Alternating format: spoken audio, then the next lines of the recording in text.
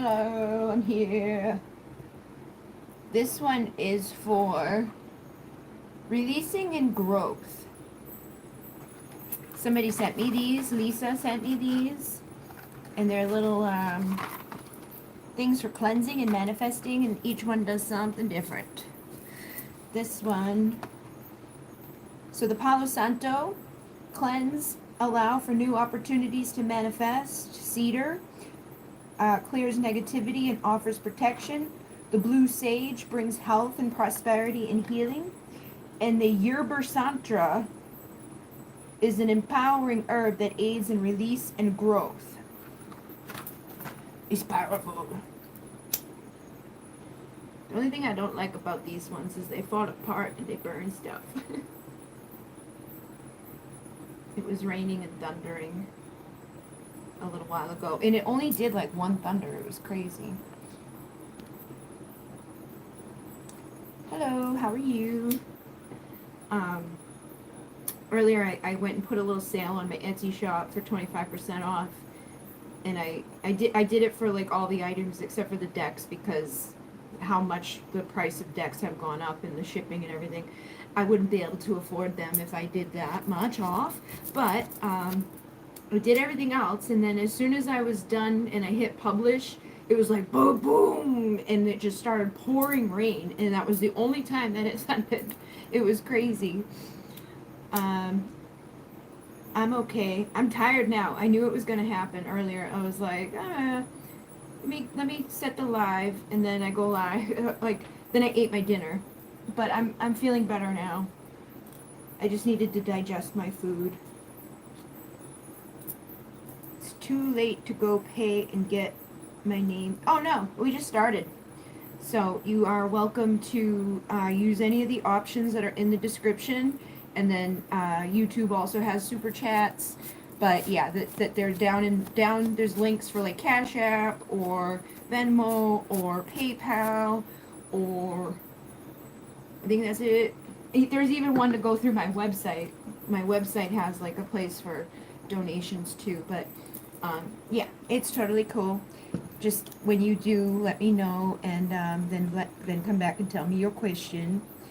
What did you have? I made an omelet. So we've been like for like weeks predominantly having like nothing but like frozen pizza, and like maybe once in a while an encore meal, anything that's just really inexpensive. But today, well, he stayed at my uncle's house recently, and they gave him 2 steaks when he left. So we had 2 big steaks and rice, and in a what do you call it?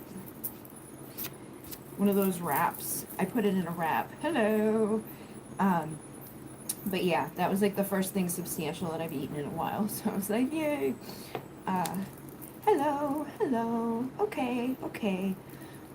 So I know Jenny Bush Pocahontas. Yeah, earlier I did some braids because I went in my OneDrive. I got a new phone, and you're updating it. I got a new phone number, so I had to call the bank, I had to call this thing, I had to change that. I'm trying to like transfer everything over to it, and make certificates, and answer comments, and answer messages, and do all these other things. So yeah, it's been a lot of that stuff, but I saw a picture in my OneDrive of me with these in, so I was like, let me do it. But I know Jenny is open to receive, and she's one of my first members in here, so I'm gonna do hers first. Hello, Songs of Starlight. Hello. And I do love wraps, and it's been a while since I've had one. So I know she's open to receive. First of all, we've got the Champion of Air coming through, and that's like the Knight of Swords, and it says talkative, blunt, come and go, rebellious, impatient, impulsive, focused, daring, and witty. Okay, so I feel like, like when you think of the Knight of Swords, it's like that Gemini energy, kind of like, but I feel like right now you have the energy behind you to get going on facing the fears and the doubts and the things that maybe have blocking you from success, because this has like the success energy. This reminds me of the Six of Swords for some reason. Like, I keep feeling like it's the Six of Swords, but the Six of Swords is a card of success, okay? And then the Eight of Air is, those doubts and things. It says, like, a crisis, doom and gloom. hands tied, feeling hopeless, negative thoughts, drama queen, paralyzing fear. So I feel like right now is the opportunity for you to come out of those energies and to feel more like I'm ready to go. And even if like tomorrow or the next day or something else happens that takes me down, I still have the ability to overcome that and come back from that and come back from that. And the Eight of Air is right here, and it says things take off, movement and alignment, going forward, air travel, communication, and there's the Chariot. So this is your time to go, man. This is the time to overcome the fucking fears and just do it. Just do it. What are you doing? There's a guy named this is Benny on TikTok, and every time I say, "What are you doing?" I end up saying it like Benny. He's like, "What are you doing, Bun Bun? What are you doing? It's time to take off. It's time to get away from your fears, Bun Bun, because it's gonna bring you to union." I just saw the Four of Wands. It's gonna bring you to alignment. It's time for the communication to move forward. Yeah, no more of this shit, man. No more of this shit. This is grief, sadness, loss, mourning, emotional baggage, resisting change. So I feel like this is like where you've been at it, at different points along the way. There's been like stuff that's happened in our lives and it sucked, right? And it caused a lot of burdens. We got the Ten of Fire, which is the Ten of Wands. Feeling saddled, the thrill is gone, the brink of collapse, a heaviness, carrying more than your share. But I feel like going through the losses and the things and the stuff that we go through in life, it brings us to a place where we become very strong, because it's like, okay, well, you can't really hurt me, man, because I've already been hurt so many times. I've already been at the bottom. I've already experienced that. So I'm ready to overcome all of these things and drop these burdens and stop blocking myself from getting what I would like, because there's always going to be turmoil. There's always going to be harsh conditions. We're always going to go through breakups. There's going to be negative changes in our life, but they don't have to be negative. They can be positive, like there's every day there's something new that comes about, and it's like how we deal with it is going to determine where we go. So they want you to tune into your intuition, your higher self, your sacred wisdom, your inner knowing, your mystery and intuition, and trust what your intuition is telling you to do. Trust that you have everything inside of you that you need in order to do what you would like to do and get where you would like to be and have what you would like to have, and just feel successful and happy. And even if the shit hits the fan while you're doing things, what are you doing, Bon Bon? You will get better. You will find your balance. Two becoming one, alchemy, balance, temper, harmony, inner peace, moderation, tranquility, patience, purpose. So I feel like you're coming into a time where you're learning how to balance the duality of the world. You're coming into a time where you're learning how to balance the duality of your emotions, the duality of your action. And you don't have to beat yourself up for the time that you don't take action. But we don't want to let the time that we don't take action become detriment to everything and just stay that way. So yeah, and when you start taking action, give yourself balance. Don't do all or nothing. You know what I mean? I feel like that's kind of what the Knight of Swords is. It's like all or nothing. And that doesn't get you anywhere. So it's like when you feel that all inside of you, do it. But when you feel nothing inside of you, hold yourself back, but try to take that forward motion and keep it going in a fluid of like, that's okay. It's okay that today I'm tired. It's okay that today I'm not, doing all these things. Because when we stop doing things, because I just went through this, and I was having all this shit go on, like it was 4 years ago on the 30th that I got bit by the tick. And 4 years ago on the 30th, I was at like the height of my like best stuff. I was sending out hundreds of orders. I was doing tons of things. I was like booming in business, and everything was just growing and growing and growing. But I got bit by the tick, and I went pop, and then I stopped doing everything. And it's like I forgot how to do everything. And now that I'm doing the things again, I'm starting to remember the other things, and I'm like, oh my god, oh my god. But part of the problem with me staying stuck in that time of not doing things, because like, yeah, there was the physical stuff, like I really physically couldn't do it, but then when I could physically do it, it was like I forgot. But then I was beating myself up for not doing something, and thinking that I didn't know what to do was making me see that, like, oh, you just don't know what to do, so you're screwed, you just gotta stay stuck here. And that's not the truth. So releasing what doesn't serve us, anything that's emotionally unfulfilled, we're ready to walk away and let it go. And that's gonna bring you to your motherfucking 10 of Pentacles. Thank you for your donations. I will be getting to you guys. So this is for security, domestic obligations, estate privilege, handed down, buying a house. This is your image. This is you like leaving, leaving your mark on the world, having something stable and secure and valuable to share with others,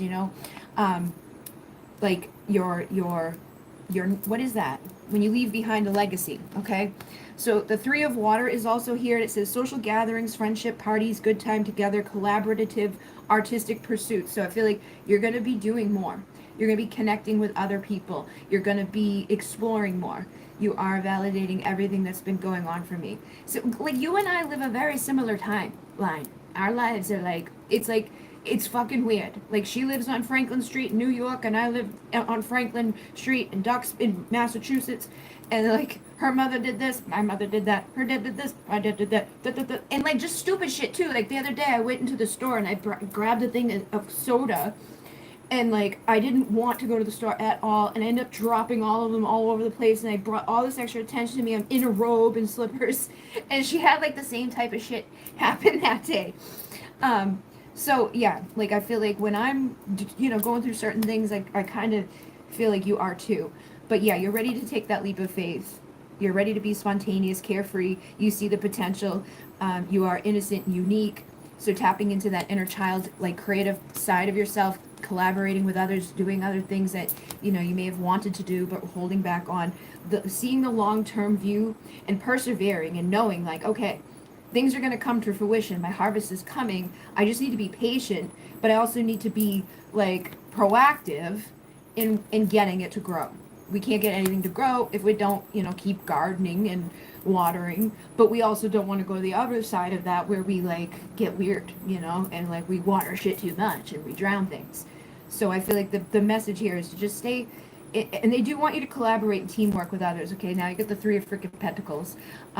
Collaboration, teamwork, learning, synergy, active listening, sharing, co-management. So working with, and I know like that, I like the lady that is near you, I keeps coming up to my mind, the one that does your acupuncture. I feel like take on the opportunities that are around you and present. You can also travel here and do things too, but like take those opportunities to grow and to like come up with things together. Like how can we help each other? I feel like that's going to help you to find achievement and success. That's how you're going to have your sense of belonging, your wholeness, your integration, your fulfillment. This is going to help you to travel. So like I said, I'm going to go to that island and start a retreat center, so you definitely could travel, do that, collaborate, work together for joy, bliss, flowing emotion. This is it. It's time to be the dreamer and to take action on your dreams. So youthful dreamer, idealistic, psychic, inner voice, love offers messages, romance, sensitive, spiritual beauty, art. So this is the Knight of Cups. I feel like as you go into this next part, right, because you're not focused on what's not going right, and you're not focused on like what you don't have, you're going to be focused on what you do have, what you can do, what is going right, what's working out for you, what blessings are already present, and you're taking your focus off of like are anything other than just like I'm gonna be my best self, and I'm gonna be showing up, and I'm gonna honor every aspect of me, and it's okay to be who I am, because there's others out there just like me, and it's gonna be great. And because you're gonna be doing that, I feel like you're gonna start receiving things in that least unexpected time. It's like we always find love when we're not looking for it. We always receive things when we're not like focused on those receiving those things in the most part, because we're just content with what's around us. So I feel like this is going to be a good time for you. So look at your long-term goals, focus on yourself and where you're headed. Focus on acceptance of self and being that authentic self, loving yourself, being good with everything that's around you, because that's going to make you magnetic and attractive to receiving, all the things that you want to give birth to in your life. It's time to let go of whatever's had a grip on you, any shadow self, materialism, restrictions, obsessions, addictions, even sexual stuff that can be like, those 7 deadly sins. And it's like, it's okay that they exist, right? We just don't let them hinder us. We don't let them take over. We want to do everything in moderation. Like, yes, we can temper that stuff, right? The temperance card is here. So it's like temperancing the things that have been burning you, and even just the thought patterns about the things that are burdening you. Like, it's okay that, like, I'm not perfect. That's totally fine. I'm good with that, you know? So, soul searching, enlightenment, contemplation, solitude, growth, resolve, guiding light, Empress. You got the Hermit and the Empress. Yes, that is my focus right now. All going bye bye. Yes, and I feel, yeah, the Ten of Swords is here. So it's like the end. It's the end of what was, but now it's the beginning of what you're going to give birth to. Now is your sensual, fertile motherhood, creativity, beautiful feminine sexual arts, and your guiding light is taking you to where you need to go, and your guiding light is within you, and that's going to help you to open up. You know, no more being like hoarder, right? We're going to clear out everything that we don't need because it's just not serving us, and it's going to give us the space for all that we do need, or all that is supposed to be around us. So trust your inner knowing, sacred feminine essence, your sacred wisdom, and that's going to bring you to union. Things are going to be good. Look, you got the champion of fire too. So you've got all the knights. I feel like something is going to take action towards you because you're taking action towards other things. You know what I mean? This is divine partners in sync, and this can even just be in work too, you know? Like when you come into alignment in your career, when you come into alignment with the right people for your community, and you're in a good vibration and you feel supported, and you could be authentic, and you're not like having jealousy and anger and resentments and like the shit that goes on like when you were working other places. And you got all this fucking drama shit going on, right? When that's not in your surroundings, that allows you to align in other places and attract the things that you would really like to have that work for you, and it goes across the board. So I feel like there's going to be like an exciting charm or charisma around you as you embark on this new beginning. Okay, you may meet someone new, or a new offer could come in. Something good is going to happen that's going to lead you to your Four of Wands with a supportive community, security, return of a lover, homecoming, stable, union, joyful celebration, and look, they're on the fucking beach. They went to that retreat. Getting rid of clutter. I wrote in my journal this morning. Awesome sauce. Yes. Yeah, I'm gonna be getting rid of a lot of stuff too. Like I was thinking about going live when I did it, because if I'm live when I like go through the closet, right? Like, hey guys, go through the closet with me. Anything that's in there that I don't want, I can like sell instantly, or like let people know it's available. Like if somebody wants this here, or if it's something somebody wants that I'm just gonna give it away, they can let me know, and they can just pay the shipping so that I don't have to like spend money to give them stuff. But I was gonna do it like one place at a time, because I've got everything in there, I've got everything over there, I got everything right here, I got stuff everywhere, and I need to get rid of a lot. So it helps me to have a body double with my ADHD. I'm feeling like 5/5 is big for, yeah. And that's, again, 5/5/5 was the time that I decided to go live tonight. And I wasn't sure if I was going to, because I usually do it the second Thursday, but I couldn't remember that last night when I said it in the video that I posted that only like 60 people saw. But I always end up holding myself to like things that I'd say to like one person. So contentment, wish fulfilled, love, gratitude, satisfaction, affection, the good life. So things are going to be good. This is going to be a good change. Emotionally connected, deep feelings. Listen to your intuition. Connect with the water, because that's going to help you to release anything that is holding you back from releasing all of this shit, or missing out on what could be.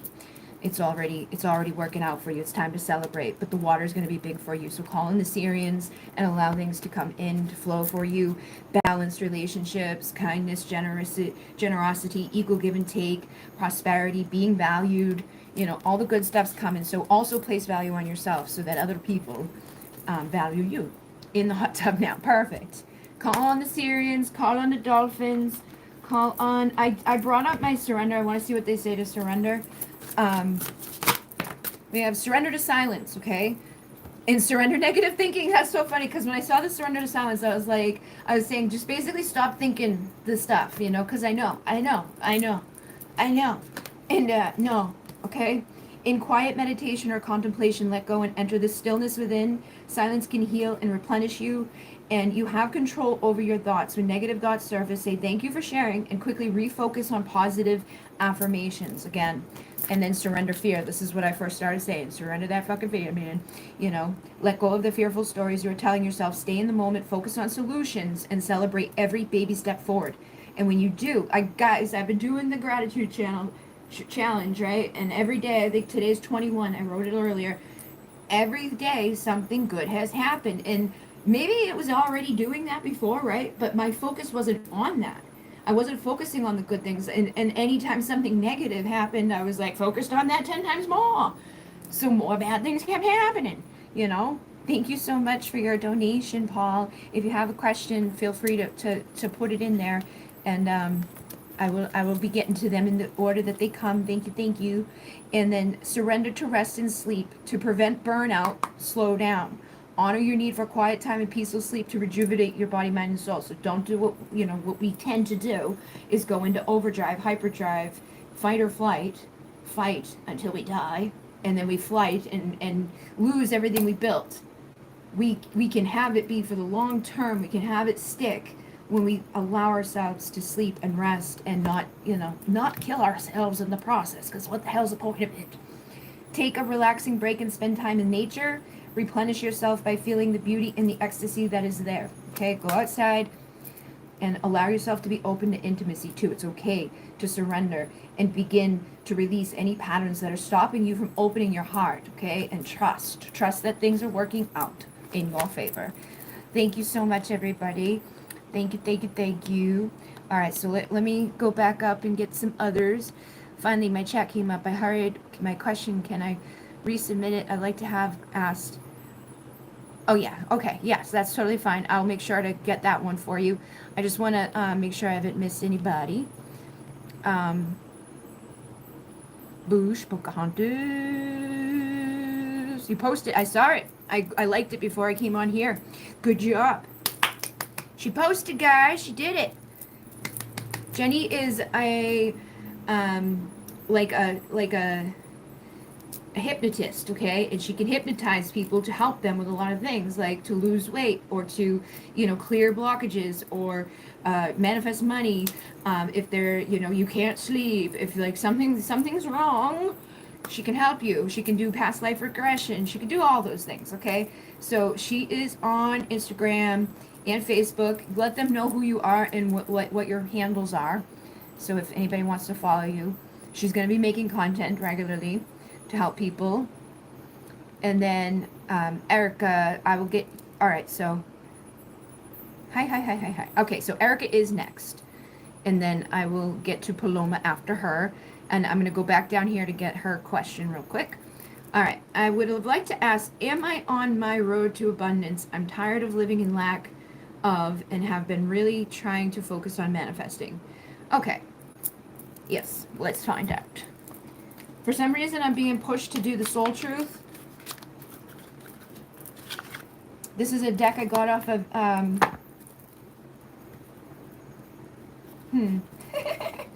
off of Temu. It was like $1 on Temu. It was crazy. Probably one of the reasons why it's so expensive as for me to make decks now, because we got places out there doing shit like that. It's like, how do you compete with a $2 deck, man? So the first one was, how can I deepen my trust right now? And again, guys, when people come into these, a lot of the times what you need to hear is already going to be said in other people's readings. So take what resonates for you through them, because like the last card I had for Jenny was trust, right? And then these two cards, the deck was like messed up. So the last one I got with her, it was like stop and, surrender to trust, right? Now, this one over here is trust, surrender, okay? So a lot of times, all of us are going to be resonating with these things. It says, how can I deepen my trust right now? Trust, surrender, let go of the wheel. You can trust. You can trust yourself. Trust fully in yourself so that you can deepen your trust in others. Trust creates safety, and when we feel safe, we feel unstoppable. Again, it all comes back to that fight or flight and all of those things. Like, a lot of us have been traumatized on this world. A lot of us have been through really difficult things. It's traumatizing to us. Think about how messed up we are in this planet, really. Like, the animals and shit, nobody pays to be on the planet. And everything else that exists on the planet is on it. We're the only things here that are always constantly trying to get off of it and into a house and like disconnected from it, and all these things that we're doing that are just totally unnatural. And so our instincts and our inner stuff, our inner animal is like, ugh. it's all messed up, and it's hard to trust, especially when your trust has been broken, or you've been through something difficult, or you've gotten sick, or you had loss or grief, all of those things. Let go and trust. Today, find your center in the chaos and be certain with yourself so you can deepen your trust in others. Okay? So that is important. And I know it's fucking hard. I know it's hard because how can we trust people when it's like every time I turn around, it seems like they're untrustworthy. Believe me, there's people out there that they're not everybody's like that. Think about yourself, right? Am I like that? No. And if I am, and be like honest with yourself, like what's going on at the surface? Like, am I being trustworthy? Am I being, those ways? And if I am, then I can trust that my vibration can attract others who are. But if I go into connections assuming the worst and expecting things like that to happen, then my behaviors may even start to make me become kind of untrustworthy. Or I start to get like, and I catch myself, like I've been having a hard time letting people into my life, having a hard time like doing physical events and stuff, like just having strangers show up at the house. But it's like, I need to trust that Spirit's going to bring the right people here. And even if the right people, like if somebody comes that's not aligned or something happens, it would have been for a reason. So we can trust and know that whatever's happening is happening for our highest and best, and then things will start to reflect that. What are the dominant emotions that run my life is the other one. And it says, how do you fill your day? With stress or joy, trust or anger, anxiety or peace? We have only today, right now, the journey. No goal, no destination will bring us the feeling we seek. But when we begin filling every day with that which we value most, we will attract more of it. This is fulfillment. So today's soul action is lean into what you want to feel and adjust your life, your values, your expectations to match your desires. What do you want to feel? And are you willing to let go of the belief that you have to achieve something to feel it? Like a lot of us get obsessive. Like, if I don't have him, then I'm not going to be happy. If I don't have that, then I'm not going to be happy. I'm not going to feel okay until I have X amount of money. I'm not going to have... And even when you get those fucking things, if under the surface you weren't already happy or content, those are going to be fleeting. They're only gonna do it for a little bit. You want to be fulfilled from within and not from the outside. And it's hard here because there's a lot of shit here that messes with us. But look at that. I just split the deck and it's surrender to trust. Trust yourself in your decisions. Don't be swayed by other people's strong opinions about what to do. Take action and be confident that you have chosen the right path. Don't think about it too much. Don't fear it too much. Just surrender to your soul's path, okay? And surrender to success. You are ready to experience abundance. Don't look back at previous roadblocks or difficulties. Leap into an exciting new world of possibilities. So, if you've been through some shit, like you're sick of, like you said, I'm sick of being, in this energy. I'm sick of not having enough. Try to switch that into, I'm so grateful, I'm so happy about what I do have, because you will attract more into your reality. I'm so grateful for the air in my lungs. I'm so grateful that I have feet that can take me and I can walk. I'm so grateful that I can hear. I'm so, try to just, not in the, even necessarily like, oh, in comparison to other people, just be grateful what you have. It doesn't matter what anybody else has or doesn't have or can or can't do. Just be grateful for what you can be, do, have innately, and you will attract more things. That's how, like, I always say, when you're trying to manifest, gratitude is like the butter. When you're bread and butter, right? The gratitude is the secret ingredient that a lot of people forget about, and it's hard to embody sometimes because there's plenty of things to be like about. But if you want things to get be grateful. If you want things to get better, be grateful. What expectations do I have that are impossible to meet? And then today's soul action, be grateful. You are being summoned to more peace. Peace is home for our soul, and it is accompanied by trust. It comes when you surrender and focus only on what you can control. If you expect nothing at all and are grateful for everything, you will experience extreme fulfillment. So, like I said recently, I started the gratitude journal a couple of days in. I was like, oh, you know what? Because I haven't done an Amazon Flex ride since I started that fucking thing, okay? Like, I have not had to go out and do any of those because I've been making enough money every single day to justify not going out and doing one of those. So it's like, but I said, if I just get 3 of them, that's equivalent to the ride. And I had no expectation. on the outcome. I just, did it, right? And 12 of them came in instantly. And then the next day, and the next day, and the next day. And again, it's just try to take off the expectation. Like when I shared the Reiki 1, I'm not I'm putting a low expectation on things, right? Like, and I'm not confirming that I'm going to definitely do it in the same way the next time. I'm just letting it go and see. And it's like, I just did that in that way and I trust, okay? And I've already almost hit the goal that I had for it. And it hasn't even been 24 hours that it's been posted, okay? So just don't expect things, just allow things. The expectations we have are mostly delusional and impossible to meet. We then experience disappointment with ourselves or with our relationship when they are not met. It's time to dissolve your expectations and replace them with gratitude. Be grateful for anything that is available. Grateful that you have ideas. Grateful that you can work. Grateful that you can, overcome where you're at. Grateful that there is, all of these tools around you, that you have a life to live, that abundance is available, and all it is a frequency. And if I align myself to it, I can be extremely abundant. And money doesn't equate to abundance, Abundance can be having good people. Abundance, because there's people out there, you have all the money in the world, they don't have good people around them. They don't have a good time. There's still people out there who off themselves that have everything that we think that we need or that we want, and it's still they're not fulfilled, because the fulfilled part comes from within. And when you are fulfilled within, everything outside of you will also get filled up. The cups will be filled. Do I believe I'm worthy? That's another part. You got to do the shadow work. You got to go deep into the levels of why am I not feeling fulfilled? What is it about me that I'm beating myself up about? You don't have to do anything or be a particular certain way to be worthy of abundance. You are worthy and you are deserving and you are loved. Start seeing the divine beauty within you and go out and claim the life you have dreamt up. Your crown has been bought and paid for, but put it on your head and wear it. Today's sole action for a big goal or dream that you have, ask yourself, do I feel worthy of this? And then for a mantra, say, I'm worthy of it all. I'm worthy of it all. If you don't feel worthy, that's gonna block your blessings, okay? And if anybody outside of you made you feel like you're unworthy, I'm gonna go punch him in the face. Am I ready to let go of the buried shame? Okay. So again, I feel like this is a significant thing for you.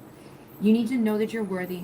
You need to let go of expectation. You need to trust and allow to receive. And it's probably going to take a little bit of time for you to get through the layers of this. But your life could change tomorrow. Your life could change in a second. Things are constantly, rapidly, frequently coming at you. The feeling of shame is the lowest energy frequency there is. And if you live in shame, you live in the darkness. Now, the highest is authenticity. So just who you are authentically at your core right now in this moment, doesn't matter what you look like, what you got or what you don't have, whenever, when you honor that fully and you're not afraid of it, you don't feel shameful of it, everything you want will come. What part of you is ready to stand in the light? Is there any shame from a past experience that is ready to be healed? Today's soul action is heal the shame by giving it a name, bring it to the light, let it be seen, heard, and healed. It's revival season. Replace the shame with your soul's truth. Fill in the blank. My soul's truth is blank.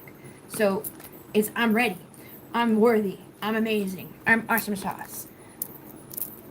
I'm ready. It's so funny because I've been trying to do that grateful challenge. It sounds like I really... Yeah, man. You got to do it, man. What are you doing, man? What are you doing, Bon Bon? No more fear. Believe me, man, I know. 2016, I did it. It changed my fucking life rapidly and quickly. And I was like, oh my God. And I stayed on that high for a while. 2020, I was still doing great. But, when I got bit, I let that sink in. And I was doing way too much. I wasn't letting myself be balanced. And I fell back down and went deep back down into the hole of nothingness. And it was like there was not a day of gratitude mixed in there. But as soon as I brought the gratitude back in, things start going in the better direction. So anything that's going on that's holding you back, whether it's obsession, addiction, restriction, materialism, the shadow self, it's all of those things because they're present around us, but it's not you. It's not who you are. You are valuable, you are worthy, you are amazing, you have all these things that are inside of you, but you forget and you let this world, weigh you down and hold you back from the truth that you can achieve whatever you want and that you are whole right now. And fulfillment is not coming from outside. It's never like, it doesn't matter how much money or any of that shit. It's not gonna fulfill you. It's gonna be a fleeting moment of yay, a little bit of dopamine into your brain. But you need to feel good right now and allow yourself to know that you're good enough to be good and to feel good. So surrender to play. Take a break from overthinking a goal. Do something fun. Play is a time. And this again, it doesn't have to be hard work to do shadow work. It doesn't have to be hard to change your life. It's just stop being miserable. Stop being upset. Stop thinking the negative things. Stop doing the stuff that is not getting us anywhere, because that's all that it's gonna do. And I know easier said than done, and sometimes we don't even know what we're doing, but just change simple things. The day that I won the lottery ticket, it was because I went to like a different, I feel this, okay? I went to a different person that day. The energy felt different because I had the ticket for a while before I changed it in. And then when I changed it in with this guy, he was nice to me. I didn't feel rushed. It was in a whole new timeline, and I won. And I even scratched it in the car instead of driving home and like waiting days and then scratch, because that's usually what I do is like I buy one, forget about it for a few days, and then I scratch it. But that day was different and I won. So just know that it can come, okay? You, by simple little changes, like instead of brushing your teeth with this hand, brush it with this hand, and affirm things at that time, because it's going to go on a deeper level. And now the time is to be still and not act. Simply breathe and focus on your own power and let others come to you. So I feel like this is more so to do with like love and things like that. Like you just need to allow yourself to receive. You need to allow, things to come to you in those ways, but you need to work on what's going on within you so that everything around you can come to you effortlessly. And surrender the frustration. Frustration doesn't open any doors. The key to resolving a dilemma or dissolving a block is to take a breath, center yourself, and regroup so you may approach the situation more calmly and allow people to support you.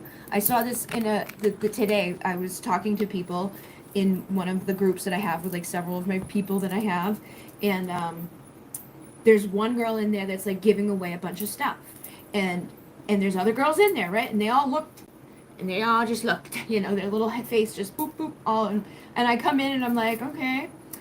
And I can feel it. I'm like, dude, if you want something, tell her that you want it. What are you doing? Because I know she wants more than, because finally she's like, I'll take that one thing. And I'm like, if you feel weird about it, you can like offer her like to pay shipping for it or something. I'm like, she doesn't want those things anymore. But she was feeling awkward. She was feeling weird. She wasn't allowing herself to say yes to the fucking free shit that she wanted. So allow yourself to take things. Allow yourself to receive things. It's okay. That's what it's there for. If like there's, and a lot of people do that. We feel weird. We don't want to, I don't want to. But it's like she doesn't want the shit anymore. It's in her house. It's bothering her. She wants to get rid of it. So if you don't speak up and say, I want it, everybody else is going to take, and then you get nothing. So you also need to allow yourself to receive. Allow love and support of others in, rather than trying to handle everything yourself. This can take the pressure off and simultaneously nurture you, okay? So, like, there's a community out here of people who will support you. There's videos and things, creators that have all this stuff that can help to lift your vibrational frequency through meditation, through challenges, through just readings, and allow yourself to communicate your needs and find the help, with the right people. And I feel like the trust thing may be blocking you from finding the right people. So funny, because I've been trying to do that grateful chant. Oh yeah, okay. Am I communicating my needs? What needs matter? What are you needing right now? What haven't you communicated? What are you afraid of? Is it possible that what you are fearing is not true? Okay? So journal down some things. What are my needs? Am I saying no and yes enough based on my desires? And this is exactly what I was just fucking talking about, right? Like, am I saying yes to things that are available to me, or am I holding back because I don't feel worthy of it? I don't feel like I should have that. But if we flip the script, I'm giving way too much, and I'm like, trying to make up for something that I feel like is lacking inside of me. And if I feel like I'm lacking inside of me, and I keep trying to overgive so others like me, or just like, you know what I mean? And it's like a subconscious thing. It's not that we're thinking like, oh, if I do this, you're gonna like me. But a lot of times we do that, because we want to be liked, but then maybe it doesn't work out that great because it was coming from an inauthentic place. You know what I mean? There's a lot of ways this can manifest in our world, and sometimes it happens to us too. Sometimes things happen to us that make us feel like we're no longer worthy, or something must be wrong with us, or why is everybody else bopping a boop? And a lot of it is just conditioning from society. But allow yourself to say yes to what you want, to ask people for help, and when help arrives, receive it, okay? Do I believe that my needs matter, and do I share them with others? Do I ask for what I want?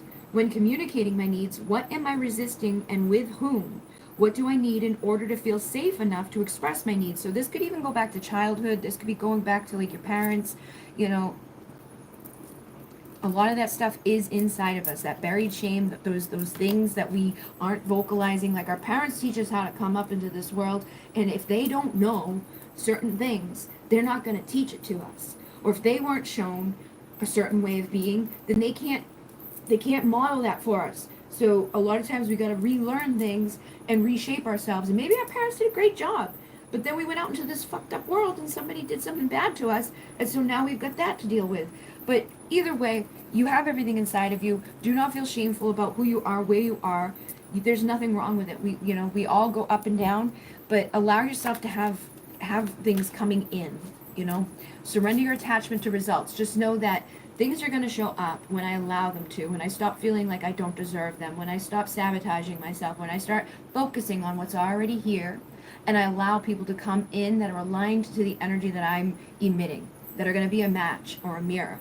And when they show up, I'm going to look at what they are reflecting so I can learn from them and grow from that experience. The formula for success is to do all you can to make things happen, but then let go of the results. Holding on too tightly to a desired outcome can sabotage it. So make sure you're, again, balanced with what you're doing. This is what I was telling to Jenny. Like I know things I need to do so results can manifest, but I keep not doing them. So then the results don't manifest. All right, so I got to do that. And not go to the other side of it either, where I just do way too much and then die. You know, like now I can't do anything because I did way too much. We gotta just be consistent and show up for ourselves and know that we're valuable and worthy and have a good time doing it. All right. So yeah, let me see about this.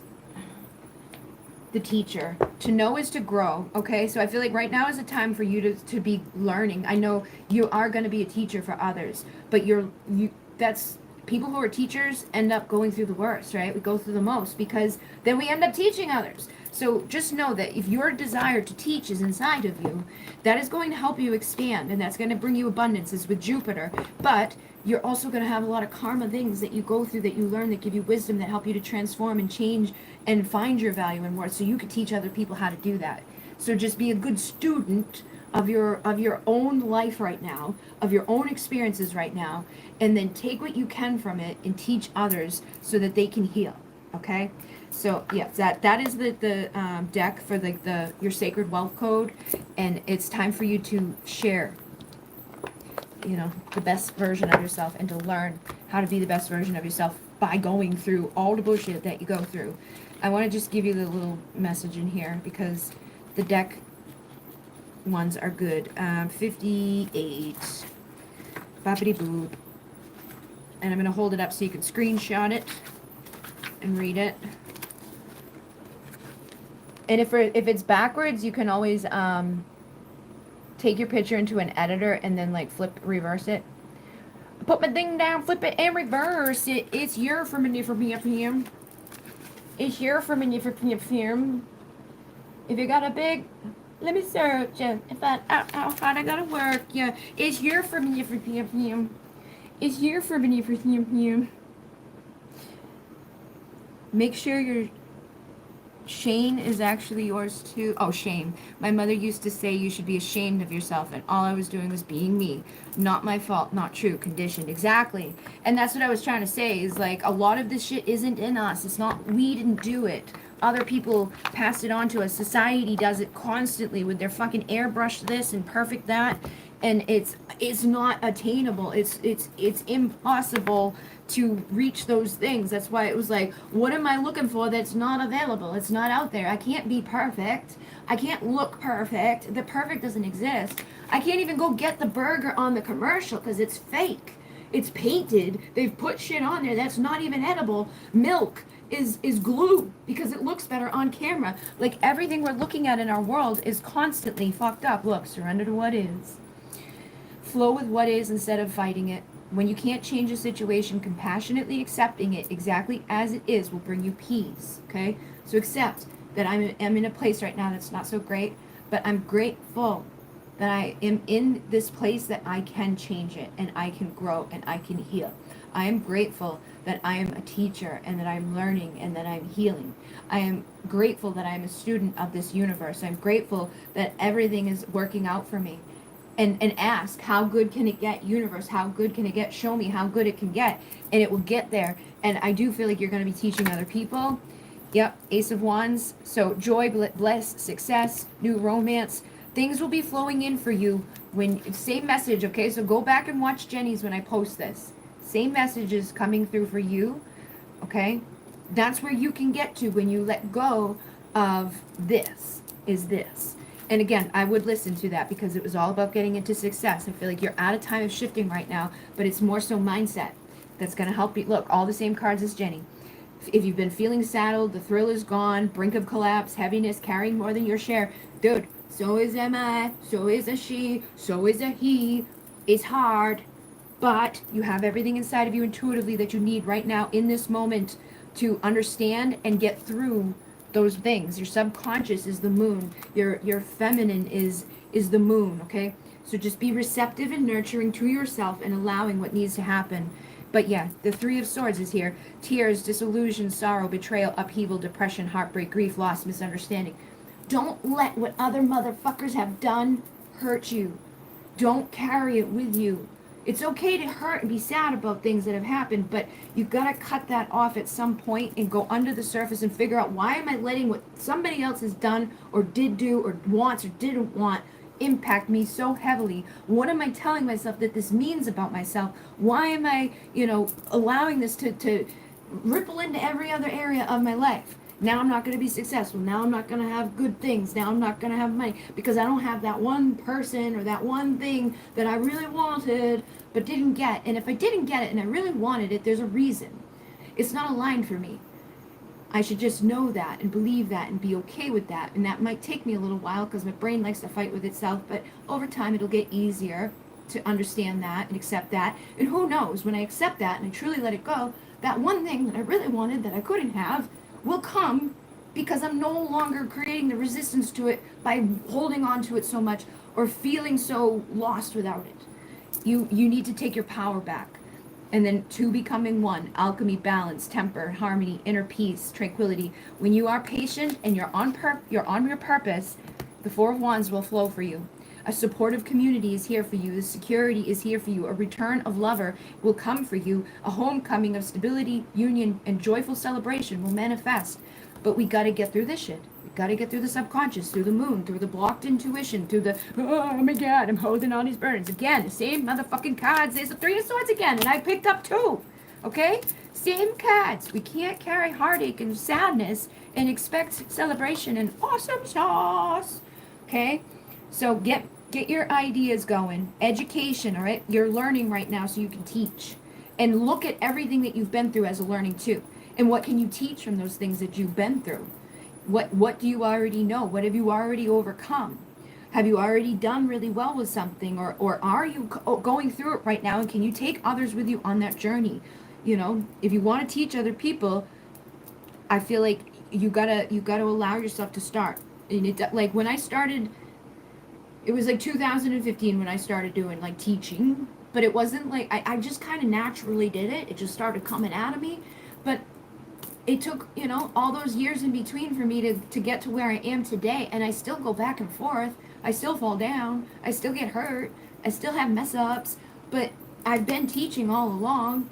And I know that people receive from it because they tell me. Like, wow, that was amazing. You helped me so much. You made a difference in my life. So you can still do that even though you don't feel whole or you don't feel like at the top yet or that you don't have something. You have everything you need inside of you or you wouldn't be called to do certain things, okay? Look, that inner knowing is right there.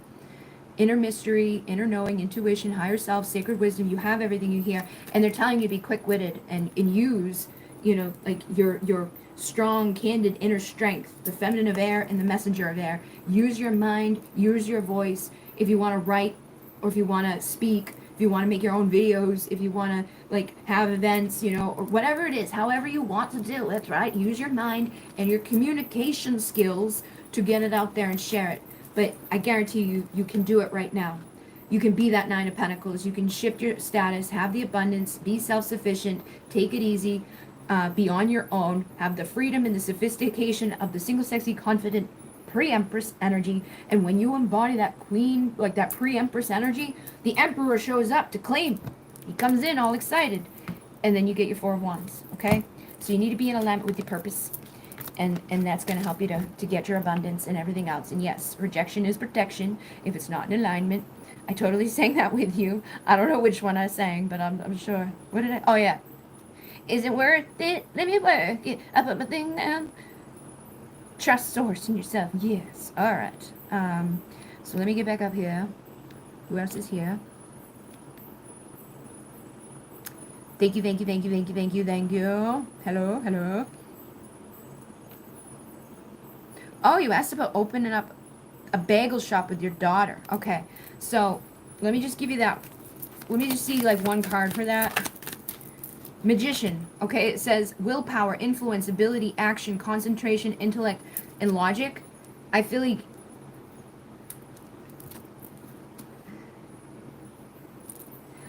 you have the ability to transform your life right now and to create something amazing. This may be a stepping stone for you. You may be to turn this into like a magical situation for yourself that actually leads you to other things, okay? But I do think that eventually it may bring in some sort of conflict, right? Like, I feel like it may not be where your heart truly desires to be. What is your body telling you right now at this time about it, okay? And are you letting your fear stop you? If it feels right, then yes, do it. But if you don't feel right about it, then there might be something else. But it may be the stepping stones that you need right now to meet people and to get into your community, to transform things around you so that, you can start getting on the path that you actually want to be on for the long term. That's going to get you to your Ten of Pentacles. But things are moving forward right now. So again, be grateful for the opportunity to do it. Take the opportunity and do it, but put the stepping stones into place to get you to where you truly ultimately want to go in life. Hopefully that makes sense. Yeah, because I feel like it's not going to be forever. It's going to be something that you should do to kind of help you. And again, it's going to take your success. So for me, right, when I first started learning like how to go grow online and make a fucking website and copywriting and this and that and all these things, right, I never thought at that time in my life that it would ever amount to anything to do with the spiritual stuff. Okay, I was just learning it out of a necessity to get the fuck out of the situation that I was in. I'm like, I gotta make money from home because this guy's crazy. I can't do it here. How am I gonna do it? And so I learned, and then I was also awakening and learning. And then I go to a Reiki place, and I was like, hey, your website's really messed up. Can I barter? And she was like, yeah. And that brought me in to her place. And then another place came and wanted me to do the same for them. And other people came and wanted me to do their things. And then finally, they all turned on me. And I had no choice but to focus it on me. But at that time, it was like, oh my God, everything I've been working on my whole life just, right? You just took this huge whatever at me. You took all my ability to create an income away from me in a day, because that's where I was creating my income. That's how it felt, okay? It wasn't the truth, because what it actually did was make me turn around, drive Uber for a little bit, and get my ass serious about showing up online for just me. Just make my website, just make my social media, just do my things, and it blew the fuck up. And I'm doing it again right now because I have to move. And oh no, I'm going to be homeless. So, all right, I drove for Amazon a little bit. And now I'm making this blow up so I can just go and have what I need. But in the process, you're not thinking about those things. When I first moved here, I thought I was just gonna like be here and that it was okay to be here. I didn't know that that wasn't like this wasn't gonna be the outcome. So when you go to the bagel place or anybody in your life right now, whatever you're doing, it may not make sense in the moment, but it's gonna take you to your success and to where you need to go. And just be mature and disciplined with yourself. Things are gonna be more stable when you are hardworking, grounded, and feeling secure about who you are. You will attract more security into your reality. Okay, let go of the lies and the illusions and the bullshit that everything out there isn't working out for me, or it's just gonna, in the doubts, in the fears. Okay, like, and have good time. Make the best of the time that you're in, wherever you are, and just do it. Okay, and do I surround myself with people who lift me up? Am I doing it with the right people? Okay, so here we go. Here we go. Here we. Oh wait, did you say something, Missy? Oh yeah. Is it worth it? Let me work it. I put my thing down, flip it, and reverse it. It's your for me thinking of him. It's your for me of him. If you got a big Songs of Starlight is here. Let's see.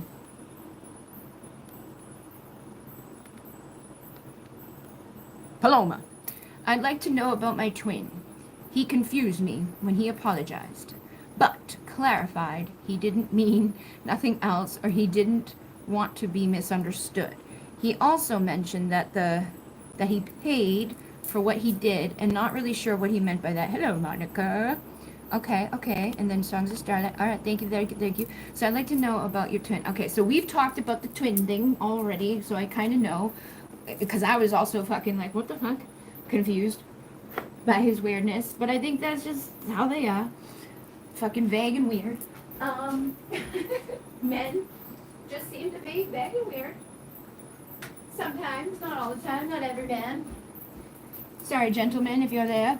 But, he apologized. So I want to clarify, he didn't mean nothing else, or he didn't want to be misunderstood.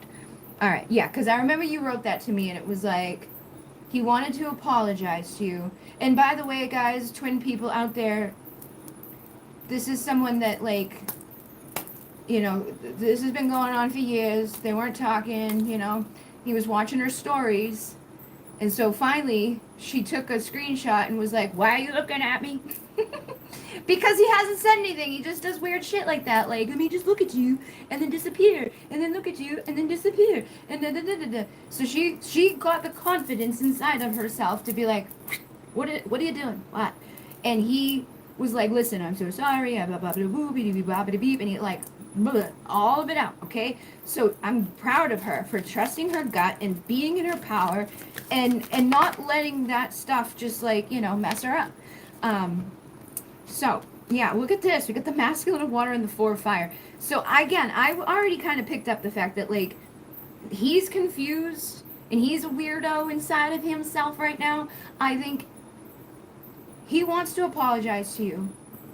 And he's afraid to be like, I want to come back around you right now because I'm afraid I'm going to do it again. I'm afraid that I'm going to hurt you again, but it doesn't mean that I don't want to, okay? So the masculine of water is emotionally contained, artistic, kind-hearted, diplomatic. His head is and heart are in a balanced place, and he's free of drama, all right? And I feel like that's where he wants to be, but inside of him is some insecurities and uncertainty and things that have made him sabotage this before. Things that have made him do mistakes that he wishes he never made, and he has now paid for. And when he said he's paid for it, that's karma, bitch. He's probably been through some fucked up shit since he fucked you up. And he knows it. And he's probably like, oh shit. And you'd be surprised. There's a lot of feminines out there that have masculines that they assume aren't awake or that they don't really get the whole spiritual side of things. But, you know, like even Jenny, when she looks back and reflects on things, she's like, he was more awake than I was, you know? He knew more about shit than I did. And so he may already have understandings or feel certain ways. And again, in our world, in our society, not everybody's open with their spiritual beliefs. Not everybody is like, blah, blah, blah, blah, putting it all out there, like their deeper thoughts. And especially men, because they feel like they're going to be made fun of or they're going to be laughed at or whatever. But I feel like he's afraid, okay? But I feel like he's been through some shit. But with the Four of Wands, this is, you know, again, the Four of Wands. He wants you. I feel like he wants to make things right with you. He does feel romantic towards you. He would probably like to reunite with you, but he's afraid to come towards you at this time because he doesn't want to hurt you again. And he doesn't want you to, like, he doesn't want to be misunderstood, you know. I think you're taking that as he's coming to say I'm sorry, and I didn't want to be misunderstood as meaning I'm sorry, but I still don't like you. You know what I mean? And I don't think that's what it is. I don't think that's what it is. I don't think he'd be still fucking looking at you. I don't think he would care. Yeah, we got the fucking Hierophant, okay? Convention, conformity, values, institutions, programming, marriage, faith. But this is the next level commitment card for me. So I feel like he feels something deep with you. Okay? He likes you a lot. And I feel like you probably freaked him the hell out, so he sabotaged it and ran away. But he's probably dealing with a lot of stuff inside of him internally that makes him fearful of the love and fearful of the commitment. And again, it could have just even been him needing to grow the fuck up. Because men grow up a little bit slower than women. Men think that there's, you know, a fine prize around every fucking little tree out there, but then they go out there and they realize that ain't the case. That all those little fucking pretty things are assholes and hurt you and lie to you and do bad things. So I feel like that's where he's been. He's been out there getting hurt. He's been out there exploring stuff in the world and recognizing that these motherfuckers out here are nothing that I want. I already had what I was searching for, but I fucked it up because I'm stupid. And now I feel horrible about it. And now I know what I did to you and I know it on a personal level because it's been done to me. And now I feel even worse. And I might want to come back to you, but like, I'm afraid of hurting you. And I don't think it's that he like thinks that he would cheat on you again or something like that. He just doesn't have a lot of faith in himself and he's living in fucking shame. He needs to be here for the readings prior to this. He needs to get rid of his shame and his guilt and his fear and his doubts, and he needs to surrender to trust. However, if he is your twin flame, then you do too. Okay? Because it takes strength, right? You have to have courage, compassion, confidence, and self-beliefs that are going to be persuasive within yourself to be the embodiment of the self that is going to align with the energy and the frequency and the reality that you are wanting to create and manifest. So the messenger of earth, grounded young person, excellent prospects, setting goals, studies magic, works hard, good news, dependable, jumping in, ambitious and faithful.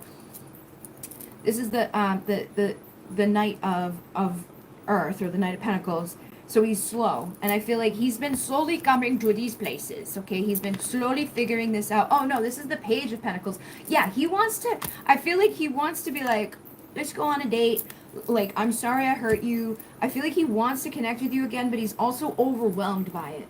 Like, it's a lot for him. And I feel like there's a part of him that wants to pull away from it because he doesn't feel worthy of it. And so he ends up sabotaging it, and he knows that if he does that, it's gonna hurt you. So he doesn't want to hurt you, okay? He wants a balanced relationship, kindness, care, equal give and take, generosity, acceptance, prosperity, and being valued. He wants to value you, and he wants, like, I feel like he's going out into the world and he's recognized that there isn't other people out there that are gonna balance things the way that you may have. And I feel like he feels like he fucked up. He didn't do his part of the bargaining. He already messed it up in his mind. He already thinks that he like there's no chance in hell for him because of how badly he treated you. So put yourself into his shoes, okay? And think about the way your interaction went and how he may perceive that from his side. Like, you're like, why are you fucking looking at me? And he's like, I'm so sorry, blah, blah, blah, blah, blah, blah, blah, blah. And you're like, that's okay. Because you're also nervous on your side. And you're not going to be like, oh, it's totally fine. I totally forgive you. Let's get back together. I love you. Let's have children and just be together forever. Even though that may be what you want, you're not going to, because, again, that would probably scare him away even more. But who knows? Maybe he wouldn't. Maybe he would be like, oh, great, awesome sauce. Here we go. But either way, I feel like you both have stuff that you're mirroring to each other with the, like, not fully embracing what you want to say. Like, obviously, and we've done this before with you, where it's like, obviously he likes you, obviously he still thinks about you, obviously he's still looking at you, obviously this means this, like, all the weird shit that he did before, just not too long ago. And so he's been thinking about you all that time. And I feel like he's been through his karma all that time. And I don't think it's that he's coming back just because he wants the karma to stop. I think he's cared the whole way through, but that, you know, he's also scared, and he also doesn't feel worthy, and you may also have some stuff inside of you that doesn't feel worthy. But look, the dolphins came. Be open to miracles occurring in your life. Feel and know that these events are real. Let go of any resistance and banish any doubts that miracles can happen. So a new beginning can manifest, but not if you're sitting there thinking he meant this because he doesn't want me to think that he actually, like, whatever, you know. I think that's what you're taking from it, is that, like, when he said he doesn't want you to understand, that it misunderstand him. I think he just didn't want to have any more misunderstandings, okay?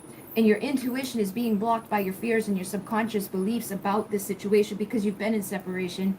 First of all, he hurt you and he disappeared. And he, like, does all this weird shit while he's been gone. And the whole time you've been hurting and feeling like all these bad ways, right? Like, he did this, and it feels like rejection, and it feels like, you know, all, like, what was wrong with me? And there, none of that is the truth. Whatever he did is what he did. That's his own doing. It has nothing to do with you. You didn't create that outcome. He created that outcome. How you respond to that outcome is the only thing you can control about it. When he comes back around into your life, though, because of the dynamics, and he's aware of this too, that you're already going to naturally be, like, weird with him, and he's already naturally going to be weird with you because of what's already happened. So you would first need to fully actually forgive and let go and heal from that. And I think that's what you've been doing, is healing and letting go and moving on from that and coming to a better place within yourself. So here he comes to give you the apology. But there's still a layer there of more shit that needs to be raveled back, and truth needs to be expressed. You don't need to be like, I love you, let's get married and have babies. That would be a little much. But, you need to open up and let the guard down and trust. Look, I split the deck and got trust. Trust yourself in your decisions. Don't be swayed by other people's strong opinions about what to do. Take action and be confident that you have chosen the right path, okay? So, like, in that moment, right, you didn't ask anybody else, like, should I do this? You just did it, and you sent it, and things started moving. So you need to do that again with what you're feeling guided to do, and trust it, and be authentic, and don't be fearful or doubtful or insecure when you're doing the things that you're doing, so that you can get the outcome that you're wanting. But yeah, I feel like the Four of Pentacles is like, things have been holding back, and he's afraid. Look, he doesn't want to be misunderstood, and you've already misunderstood, right? Because he doesn't want to be misunderstood. He's like, I don't want you to misunderstand me.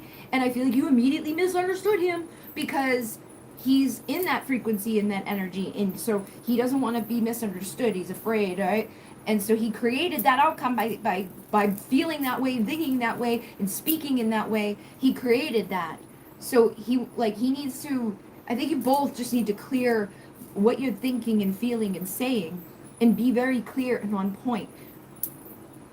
Look, hostility, defeat, serious conflict, abusive, self-sacrificing plot twist. So he wants to present you this, and he doesn't want to have any more, like, arguments. He doesn't want to cause any problem. He doesn't want to be misunderstood. And I think you're taking that as, I'm sorry, I still don't like you. You know what I mean? I think I can feel that weirdness. And I think anybody would, because of the way that he worded shit. It's like, what? What do you mean? Like, I'm sorry, but I just boop. I feel like he's been going through a lot, and I feel like, I don't think he's coming in to say, like, let's get back together and go tra-la-la-la off. I think he does want you back in his life, though. I think he does want things to naturally just evolve, and, like, to go back to when a time before that stuff happened. But we can't go back. We can't go back. That already happened. The only thing we can do is let that shit go and start fresh. And you need to be the one on your side to decide, am I going to forgive him? Am I not going to misunderstand him? Do I even want that person back? Can I trust that person? And I know you love him. And so I feel like you need to honor that and own that and say that it's okay. It's okay to still love him. Allow the love and support of others in, rather than trying to handle everything yourself. This can take the pressure off and simultaneously nurture you. And then the Chariot is about, again, movement, going forward, having a good time. It's time to play, and you both need to be authentic and allow yourselves to have that intimacy with each other. Okay, I feel like you're both. There's a big wall there. There's a big fear there. There's a big block there that's causing it to manifest like this. And on your side, you're thinking he's sorry, but he still doesn't care. Like he's not. It's not. It doesn't matter because I think you've trained yourself in some way, or you're protecting yourself in some way because you don't want to get your hopes up and then have him do and hurt you again because you've already been hurt. And he's on the other side of that, wanting to apologize to you, wants to come back into your life, but he doesn't want to hurt you again. So he's holding back. So you're both at the same place, mirroring each other, but you're just doing it in that little fun house mirror. You are ready to let love in, compassionately identify, and begin to release any patterns that are stopping you from opening your heart and surrender the denial. This is what we've talked about a lot. It's like, clearly he likes you. All the weird shit that this guy has done, he likes you. He likes you. Like, he likes you. Accept people and situations exactly as they are without denying the difficulties, and then you can see things clearly and make the best decisions. Okay, so, and again, do what you feel is right for you, but let go of the scarcity mindset, let go of the denials, let go of the fears, let go of assuming the worst about things, and don't worry about it. Don't try not to think about it too much. He came in and he apologized, and he said, he's been dealing with shit. I feel like he's been through some bad shit, and he's had some bad karma, and he feels badly for doing to you what's probably been done to him. But now that wheel of fortune is spinning in your favor. All the things that once felt gone and lost and no hope are available to you. But if you are afraid to believe that those miracles can occur and that things can actually change and that you can have the good outcome and it can be effortless, then it can manifest. But if you don't, it won't. So the universe is asking you to open the infinite nature of abundance. In this way, you can remove blocks in your life and succeed beyond your wildest dreams. Okay? So let go of that scarcity mindset, or like thinking that, okay, he's this negative thing, right? It's this negative. So surrender to complete healing. Open fully to the loving, compassionate forces of the universe that support your physical, emotional, spiritual healing. Surrender to divine timing. Everything's working out at the perfect time. Our ego's timing is usually not aligned with the divine time. We want things faster. We want it like the way that we want it. But things are working out for you in divine time. And surrender to your full power, your full confidence, your full strength, your full authentic truth. And whatever that fucking truth is, it doesn't matter what anybody else thinks about it, says about it, or whatever. You need to honor the truth in the moment that is yours. Your life is calling you to step into your full power rather than playing it small. No more being timid. No more holding back. No more motherfucking people pleasing. Okay? Speak your needs and be true to yourself. Focus on your own happiness instead of always trying to make everyone else happy. And again, surrender to trust. You gotta trust yourself and your decisions. Do not be swayed by others. Give yourself over completely to prayer. And when you pray from your heart, you will be heard throughout the universe. And the universe, and answers and support will arrive, okay? Everything you would like. Look at the fucking emperor, motherfucker, will arrive with justice, and your wishes will come true. So surrender the ideas around unhealthy relationship. Surrender the part of your story. I'm no longer open to anything that's not. So like if I'm telling the universe, I'm not open to unavailable people. I only want what wants me. I'm going towards the things that I know are going to be serving me. And then things show up. I need to trust that whatever is showing up when I'm in that energy and frequency is aligned there for a reason. If they don't honor that, if they can't stay there, then they will go away. But that doesn't mean it's going to be our downfall. And we don't have to worry about the exact moment of when or why or what they're like.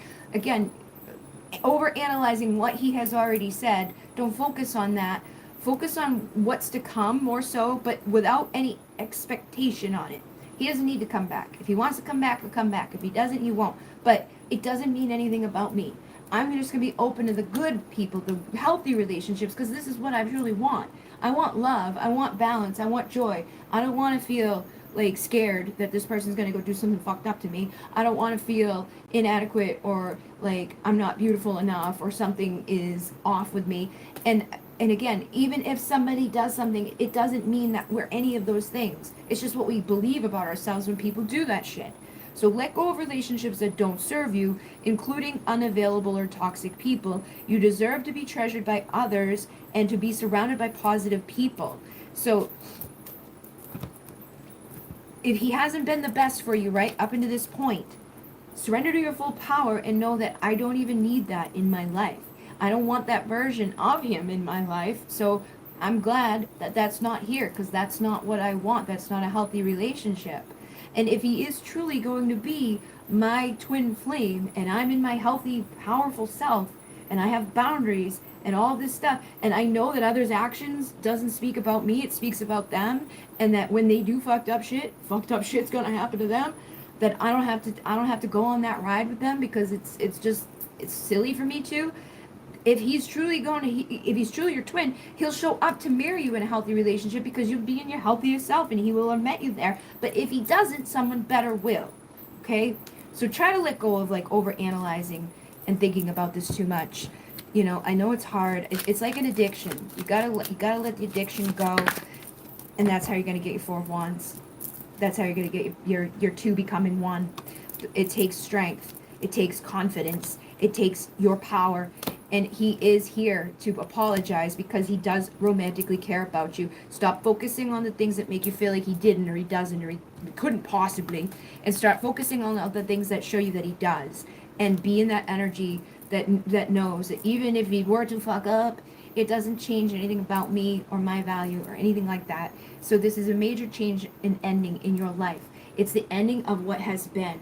It's the ending of all that time of him not saying sorry, of him just looking and being weird, you know, and you're breaking up with that part, and that is over. You're moving forward from this moment forward in your powerful self, open to healthy relationships, owning that and speaking that and thinking that and creating that. So whatever comes in is going to be aligned with that, and only time will tell if it will be him or someone else. You don't have to do anything other than focus on my emperor is coming, okay?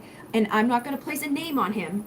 I'm not going to spend, a certain face on him. I'm just ready to the motherfucker that's truly meant to be there. Somebody who's going to be protective, established, authoritative, powerful, stable, okay? The person that you would like to have is the father of your children. You don't want the father of your children teaching your kids shitty shit. You don't want the father of your children going out banging other bitches. You don't want that shit, right? So you want the true masculine, the true love that loves you and is going to be romantic and harmonious, a deep connection, a relationship, alignment, openness. So the choice is yours. And there is always duality too. So maybe you had to know the bad version of him to get the good version of him. And you may have had to be the unhealthy, not great vision of yourself to get to the good, great version of yourself. And can you truly work together and love each other, and not place so much emphasis on when or how or all the details, but just trust that it's coming. The right person's coming, because I'm the right person. I'm being the right version of me. Be the magician. I faced him. Oop, oop.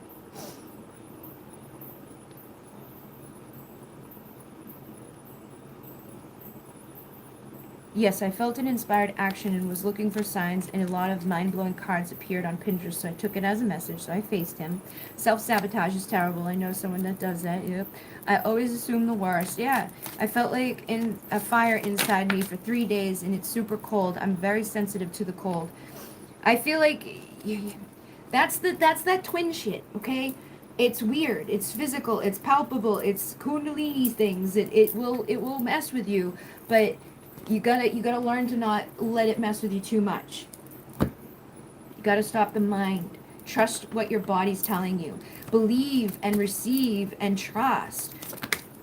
Surrender to the miracles, man. They like you. He likes you. Go back and write down all the fucking things that we've talked about. And let go of the old don't focus on all the things that didn't go right, or he didn't do, or he did wrong, or messed up, or whatever. Focus on all the good things about it and all the positive things. And again, not in a delusional way, but just in the way of like, I'm not crazy. Like, I'm not crazy. I'm worthy. I'm beautiful. I'm smart. I'm intelligent. I'm deserving of unconditional love.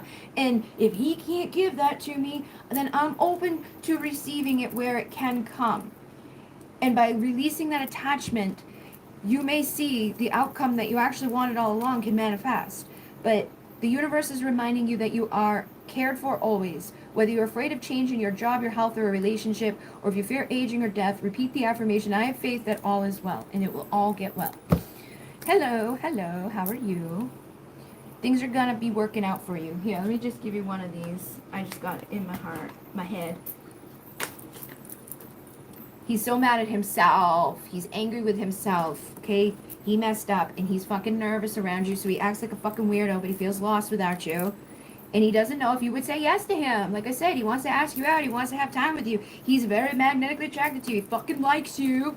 And you've been the light in the darkness. And he doesn't want you to give up on him. And you're over there thinking, like, he's sorry, but he doesn't still like me. Sorry I hurt you. I don't want you to misunderstand or anything. I don't actually want to talk to you, even though I'm talking to you. I don't want you to think that I like you, even though I'm fucking looking at you. Stop doing it, and he'll stop doing it. Okay? You're mirroring each other with anxiety.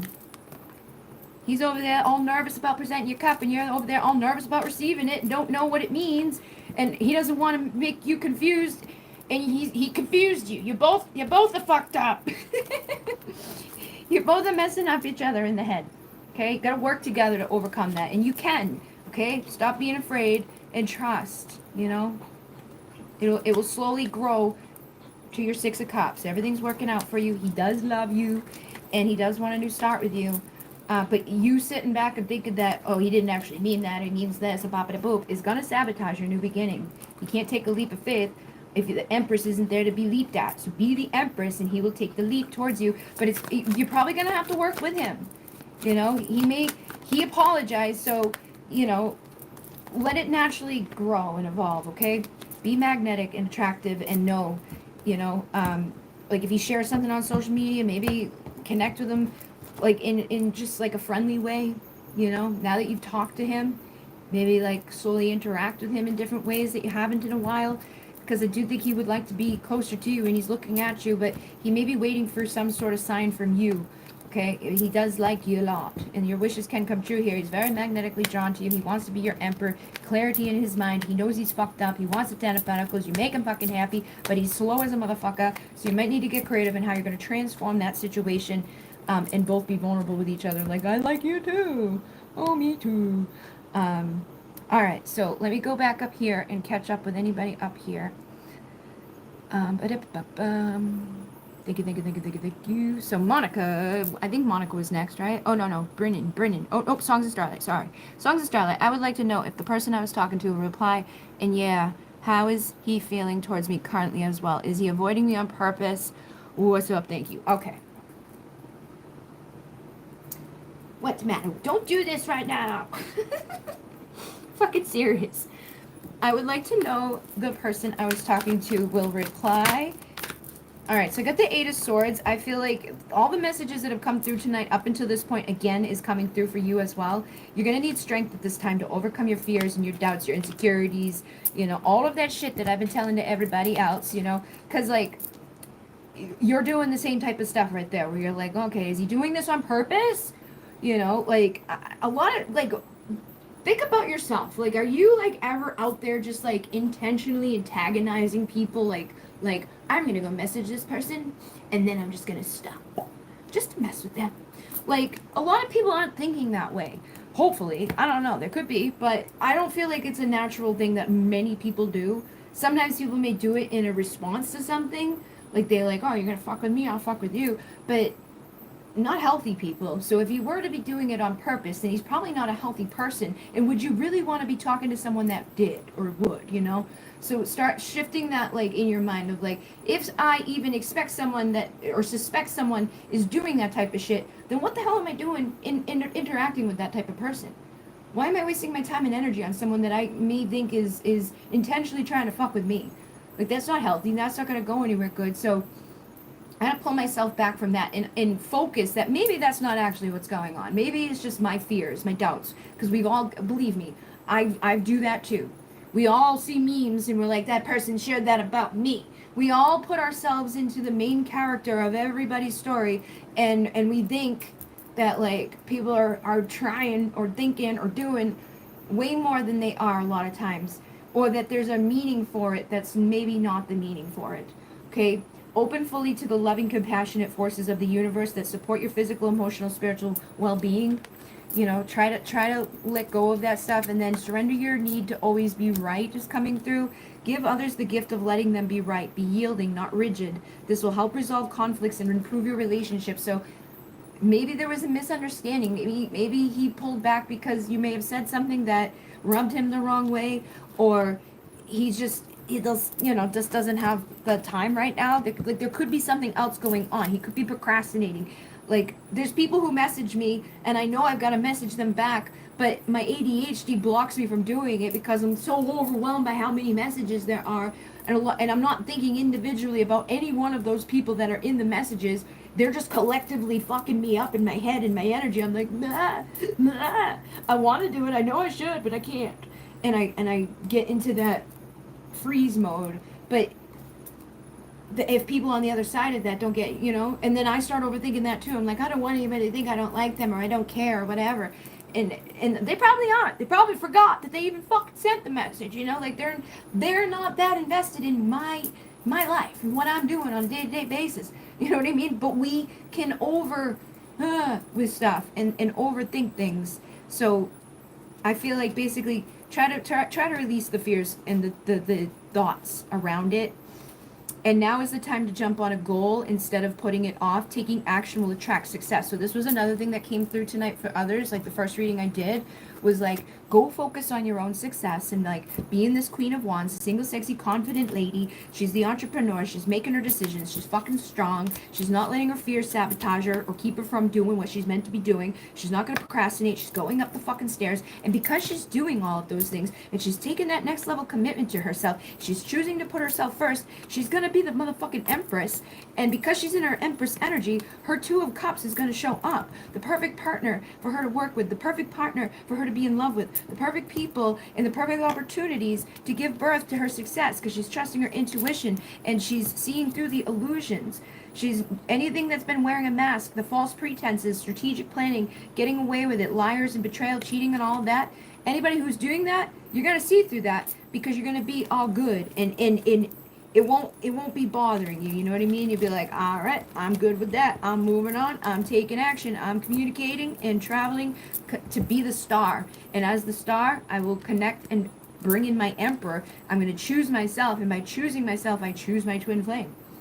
If I truly choose myself in love, in acceptance, in all of those ways, and I feel that way about myself, I'm choosing them because we're one, right?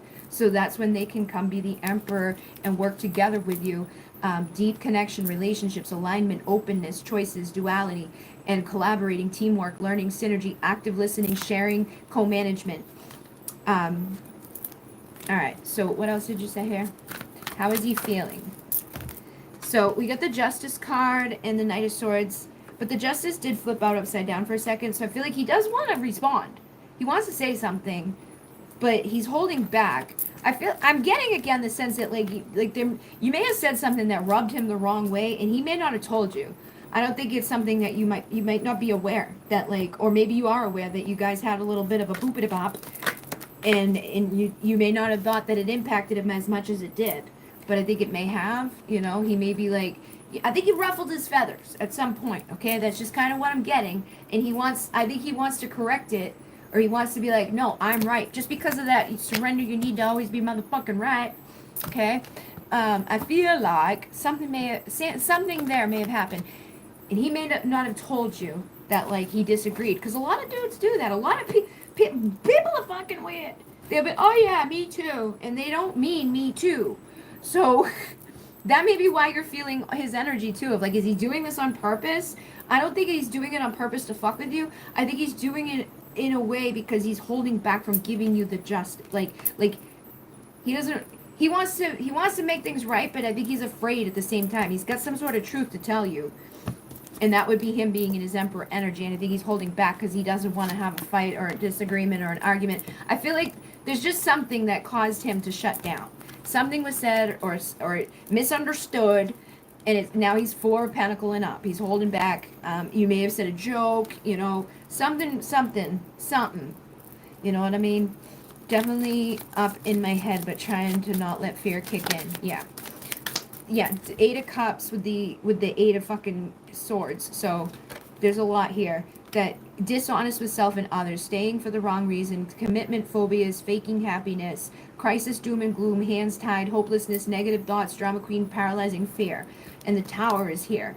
So again, I'm getting the sense that like there's just something going on that's not being out in open. There's something here that's not out in open, and it may be something that's lingering from. You may not have said it within like the recent time that you talked, but that there may be something going on under the surface, and it may not even have anything to do with you. It could be other people, but it needs to be healed.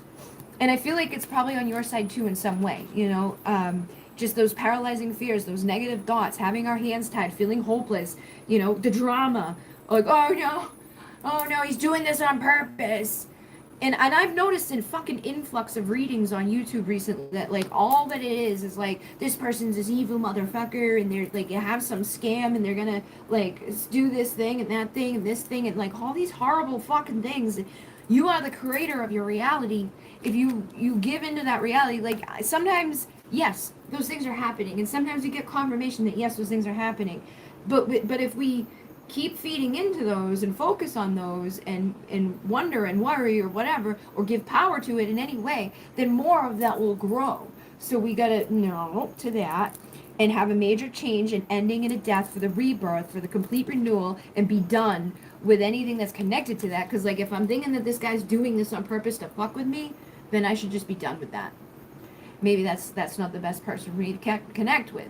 But if I get honest with myself, is that just me thinking that, coming up with excuses and reasons for, because I'm focused on it a little too much, and I'm creating something out of it that I don't want to be the case. And now I'm seeing things there that are, not the best. So I need to walk away from that stuff. I need to let go, release what doesn't serve. Anything that's not making me feel emotionally fulfilled, I'm going to let myself release with peace and ease. Any anxiety, any illusions, any fears, any doubts, anything that's holding me back from receiving, I'm going to go to the 4 of Air and I'm going to meditate. I'm going to go into isolation, time out, spending time alone, taking a break in silence, and honoring this time to go within myself and to think about what is under the surface here that is blocking us and keeping us in this weirdness. Maybe because I asked him about his projects, but I didn't mean to offend. Okay. I'm like, okay. So, I don't know. I feel like if that's what intuitively comes up in your gut, right, when I say that, then it may be something around that. And it may not even be just that. It could have been like a little bit of icing on the cake that made him like, I gotta pull back or I feel insecure. And I don't think it's that he's mad at you or he wants to hurt you or anything like that. I feel like there's something inside of him that's like, it's just not balanced right now. He's either like, he was rubbed the wrong way. So I think instead of saying something to rub you the wrong way, he's choosing to say nothing at all and get over it and let it go. And once he's let it go and has gotten over it, he might come back and say something to you, but that's not healthy in the long term. We don't want someone that's going to be doing that all the time. We want to be able to discuss with people when we don't see eye to eye and find out early on, and when we don't see things eye to eye, is it something that we can, come to an agree to disagree and still like collaborate together and be near each other without that being the end all be all. We don't have to let things just because one thing got messed up. But again, they're your mirror. So if you're worried, he's worried. If you're fearful, he's fearful. All the people in our lives are mirrors to some degree. Everybody we meet, everything we deal with, there's a mirror there. It's not always a very like clear mirror, but there will be something that they're reflecting to us that we need to work on, or that we need to come to terms with, or that we need to like, oh wait, let's shift that a little bit because things are unbalanced. They're not just right now. And if I want things to work out in my favor, I want to be the star of the show and receive good things, then I need to allow myself to align to that best version of myself by healing all of those illusions and those things that keep me from having that solid emperor, okay? And not sabotaging it before it can manifest. So make a commitment to not lead an anxiety-driven life. When worries arise, breathe them out of your body. Focus on the power of your heart and have faith that Spirit is guiding you always. He may have stuff going on but I feel he talks to others and avoids me. But see, and I think that might be a little bit of a thing right there too. I feel he talks to others and avoids me. You're making up a narrative for him that you're not sure of. He may be talking to others, yes. He may be avoiding you, yes. But you're putting all those things together, you know what I mean? And I know, because I've done it. I fucking have done it. But ask yourself, even if he is, right? If he's doing that, he's seeing others, he's actively ignoring me on purpose. Why am I doing? What am I? Why do I care? You know? Why would I want him? Why would I want someone that's doing that? Do I want to have a heartbreak? Or do I want an authentic, truthful person that can bring me justice? Do I want someone that just comes around when they want a good time? Or do I want someone there that's going to be the fucking emperor? So am I sabotaging myself by even entertaining this? Because if I think these things about him and I know those things about him are the truth, what does that say about me of choosing him as my partner? You know? Right? So switch the script. And that doesn't mean to be like, oh, he's just a piece of shit, he's no good, and I like whatever. Just try to flip the script on how you're looking at things and how you're letting those things impact you. Him being with someone else or hanging out with others, ignoring you, all those things, we don't even know if any of that's true. But if you assume those things and think those things, then what is it about him that's so amazing that would make you be like, okay, I'm gonna still want to like you? You know what I mean? Really dig deep into it and think about it. What are you blocking yourself from? Are you creating a narrative that's not like even correct because something's going on inside of you that wants to believe these things because something inside of you tells you that you can't have the other types of things that would actually be fulfilling to you and loving and kind, right? Like if you don't think you're worthy of that stuff, then you may assume that those things are going on when they're not. And maybe those things start going on because we assume them all the time. We start to create them and attract them into our reality. But if we can reprogram ourselves and surrender the ego, we will be able to get more balanced, like reciprocal, healthy things into our world. Cultivate gratitude, be of service to others, and come from your heart. A big ego can work against you, but humility will further your goals. And I feel like this isn't necessarily like you're a bad person or you're doing anything wrong. The ego is what tells us that there's like that we're not good enough. That we don't have anything to offer the world, that we've got nothing to be grateful for, that everything's working against us, and that, you know, I can't completely heal, and I'm always going to be broken, and I'm never going to have this, and it's just so much work for me. And it's not. It can be very simple and easy for you. It can be a matter of seconds, but you got to start counting those blessings. You got to embrace that new start. Let go of those old fears and doubts. Kick the devil's butt, because that's where all that stuff comes. All those you know, the 7 deadly sin type of energy is all an attachment to just negative things. So tune into your inner voice. Be aware of your gut feelings, flashes, knowing, and aha moments that come to guide you. Okay, and if your gut is like, this is who I'm supposed to connect with, like this is a good guy, I want a passionate start with him, I want him to commit to me, then great. However, if down in your gut you find that this guy just evokes anxiety in me and brings out the worst types of shit going on inside of my mind, like I think he's fucking around with other people and he's talking to other people and he's actively ignoring me, he's trying to hurt me, why would I want that? Like that's that block, that's that ego that will sabotage you from ever having good true love. If you're entertaining that and sticking around just thinking about someone who you think may be doing those things. You deserve more than that. And intuitively you know that. And so you need to decide underneath the surface, what needs to come to a death here? Is it my false beliefs about all of this? Or is it my desire to be with someone that is actually doing all of those things, you know? It's complicated, but there needs to be a depth of what's going on in this situation. You need to make a judgment call and no longer like want to know about somebody that could be doing those types of things to you. Like if you think someone is actually doing those types of things to you, then you should be like, I'm actively ignoring that motherfucker. You know what I mean? No more people pleasing. And again, that's where the ego comes in. So like if somebody rejects us, they start talking to other people, they just ghost us. It does something to us. And it makes us feel like, oh my God, what's wrong with me? Why don't they like me? So then we want them to come back and like us to validate the ego. But we don't need them to do that to be okay. And by not doing that, you will start to get your success. Okay?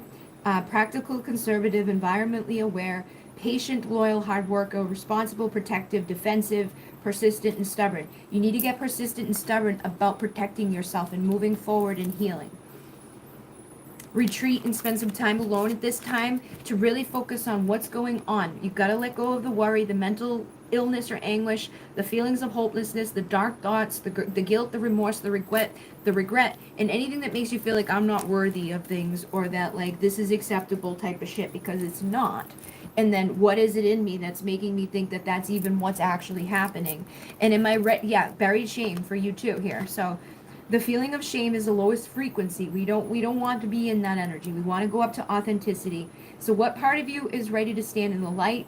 Is there any shame from a past experience that is ready to be healed? Because if we are living in that energy, we start to live in that energy, and we allow those outcomes and those details surrounding us to manifest, that it's like, oh, this is where I belong. And it's a shame energy, right? So it's like, we don't feel valued, we don't feel honored, we don't feel respected, we don't feel loved, we don't feel kindness, we don't feel any of those things in that energy, because we're vibing at that frequency, and we're letting things that have already happened keep us buried down there. But that's not the truth. And who are you comparing yourself to at this time? What are you able to see in another that is only visible because it is within you, ready to be brought out? Shine light on this feeling and not enough, and see the truth that all you need is within you, and all that you want is within you.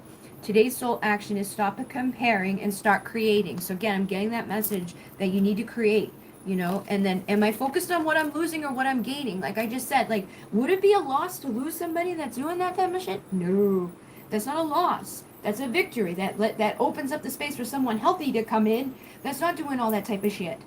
And again, when you are in that vibe, and if he isn't doing those things, he'll be able to show up and show you that he's not doing those things. But again, I think it's complicated. There's many levels here. I feel like there was a misunderstanding between you two. I feel like your natural instinct is to think that he's actually just ignoring me because he's out with other people, because maybe he's done that to you before, or other people have done that to you before, or maybe he is actually doing that to you now. But either way, any of those situations, you're not losing anything by not entertaining that, or hearing from that person, if that's really what he's up to. You need to really focus more so on you're good on your own. That's not something we want to even entertain. If he does call me back, I'm not going to answer the phone to someone that I think is that way. So are you going through some change? Are you scared to let go? Because what if you might lose? What if you shifted your focus from what you might lose to what you might gain? Endings are actually new beginnings. Today, make a list of all the things you will gain from the change that you are going through. Feel your heart, take a breath, and deepen into trust. Amazing things are coming. So if I let go of the people who make me feel that way, and I let go of the thoughts that make me, fear those things, and I let go of all the things that are keeping me from manifesting the outcome of being the Empress, then I get to be the Empress. So do I want to be here, or do I want to be here? I want to be here. Hi, Monica. How are you? Hello. I'm going to take this person out real quick.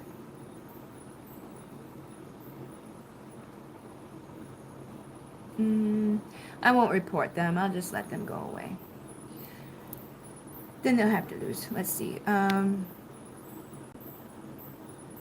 It's frustrating, but yeah, I want the real thing. My ego gets the best. We all get that, man. We all have the ego beating us up all the time. I'm trying to be understanding because I know he's going through things, but maybe in time he'll come around, so I'll keep working on myself. Yeah, and don't keep working on yourself just in the hopes that he comes around. Work on yourself because you deserve an emperor, and you don't even need to change anything about yourself right now to have an emperor. It's the thoughts inside of you that make you think that I need to do something in order for him to care and become this. He can't be this if he's not this. But you can have this manifest into your life when you are not entertaining those who can't be this, and when you're not letting those who can't be this make you feel like you can't be her, the Empress, because of the way they treated you or the way that they're showing up, and letting it impact you so deeply, or entertaining all those doubts and those fears that go along with it. You deserve healthy, reciprocal, balanced, good things. You don't deserve to be sitting around wondering, is he off talking to someone else? Is he like, you just, I heard this before, and it's like, if you're confused in a love situation, then that's probably not the best place for you, because you will know, and whoever is coming at you will help to let you know too. And if it's confusing, then it's not for right now. We shouldn't be confused. We shouldn't be doing these weird back and forth ghosty things. We shouldn't even be entertaining it if what we're actually looking for is to be the Empress and have a 10 of Cups, because you're not going to get there in that energy. So I think it comes down to a lot of people needing to make a judgment call and having a death of that mindset and that energy surrounding it, trusting your intuition to let go of all the fears, doubts, and all those things. And as you heal and grow, if that person on the other side is actually your twin flame, they may meet you there. And if you heal and grow and they're not your twin flame, right, when you get there and you're all healed and good and thinking all those things and you're aligned and you're ready, which could be very quickly, it doesn't have to be this long drawn out thing, you're already valuable and worthy of it now, somebody else will show up, and you won't care, because you will know, you will recognize that other part or that other person isn't who you should be entertaining, because you're more valuable than that. You deserve better than that. You deserve to know. You don't deserve to be confused and upset and playing with things. And even if they are dealing with something on their side, that doesn't mean that's a pass to treat you badly, or and I'm not saying he is. I don't know all the dynamics of your relationship, but it doesn't sound like you're very happy there. It doesn't sound like he's very communicative and things are working out in a really equal great way right now. That doesn't mean that it can't ever, and that doesn't mean anything about you. It just means that right now, I think the best thing to do is choose yourself in a new start for your own emotional beginning here, to walk away from the conflict, competition, and chaos and those thoughts, and just break free from it. Like, instead of thinking he's talking to others and hiding it from me and avoiding me, I don't want that. Then he's free to go do whatever he wants to do, because I don't want someone who does those things. And by releasing that, you'll have a passionate new beginning elsewhere in your life that will help you to find balance. And maybe he'll come back around later on and apologize and things will work out, maybe, but you shouldn't be doing it for that purpose. You need to actually want for yourself first, because otherwise you're just kind of like, oh yeah, so I'll go work on me. And that's what a lot of us have done in this, right? We think, okay, in order to get to union and to get him to stop being all these bad ways, I'll go fix myself and I'll become perfect and blah, blah, blah, blah. It doesn't work that way. They need to want to become a better version of themselves. And we also need to know that we deserve a better version of them, or a better emperor to come in. And that may take time for you to fully embrace and surrender, because there's emotions and stuff involved in it, but it still doesn't change the fact you deserve more. Does my life have room for more pleasure and play? Have fun. Go out and have a good time. It's nothing that has to be all serious all the time. Go out and enjoy yourself. What would happen if you added more play and laughter into your life? What area is lacking this right now? Take time to play. Let go of any need to produce anything. In what area are you lacking pleasure right now? Maybe in relationships. Is it possible to shift the seriousness of life to experience a more creative, wild, and playful side of you? Just start having fun. Stop worrying about what is or what will or when he or what else, because that can't be very fun to be sitting there wondering all those things that you're wondering, right? No. So let it go and have a good time, and that will make you very magnetic and attractive to good things. And do I surround myself with people who lift me up? You want people that lift you up, not people that make you feel confused or make you people that make you think those ways. Even if it's not true, like that maybe he's not doing those things, but you're thinking those things. So obviously right now that connection, because he's got stuff going on, blah, blah, blah, blah, blah, then the best thing for you to preserve your own inner peace is to pull away from that and not expect anything out of him. And when we let go of expectations, we allow for the creation of really beautiful things into our life, because we're not creating, we're not holding on to something, and we're not, coming up with all those things in the back of our head that are needing to be put to death, and then the new start can manifest. Yes, letting go, I have to, right? Do it for me, not yes.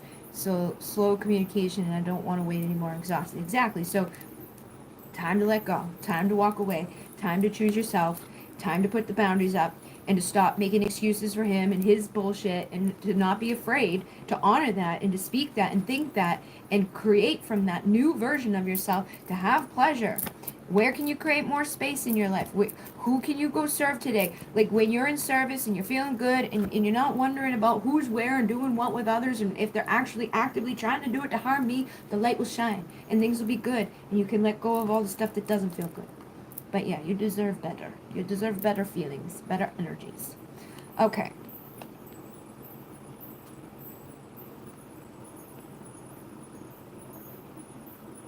Hi, bring in. Hi, Bridget. Could you please let me know what Spirit wants me to know about my pregnancy and the relationship with the baby's dad, please? Okay.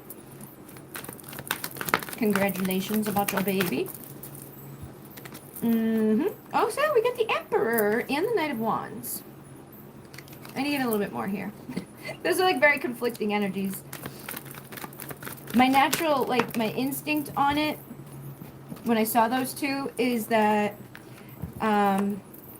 I feel like this person, obviously this is a father, right? This is gonna be the dad. This is gonna be the father of the children, and that's what he is. He's a powerful father figure in our lives. He's dependable, blah blah blah blah blah. But this guy is sometimes seen as like very passionate, rushes in.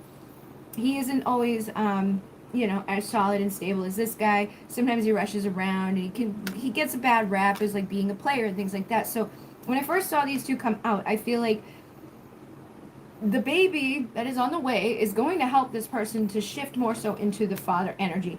That doesn't necessarily mean that they're going to become the perfect partner and if they've been kind of like a little shady and done some weird stuff, or maybe this was a relationship, like maybe things happen quickly.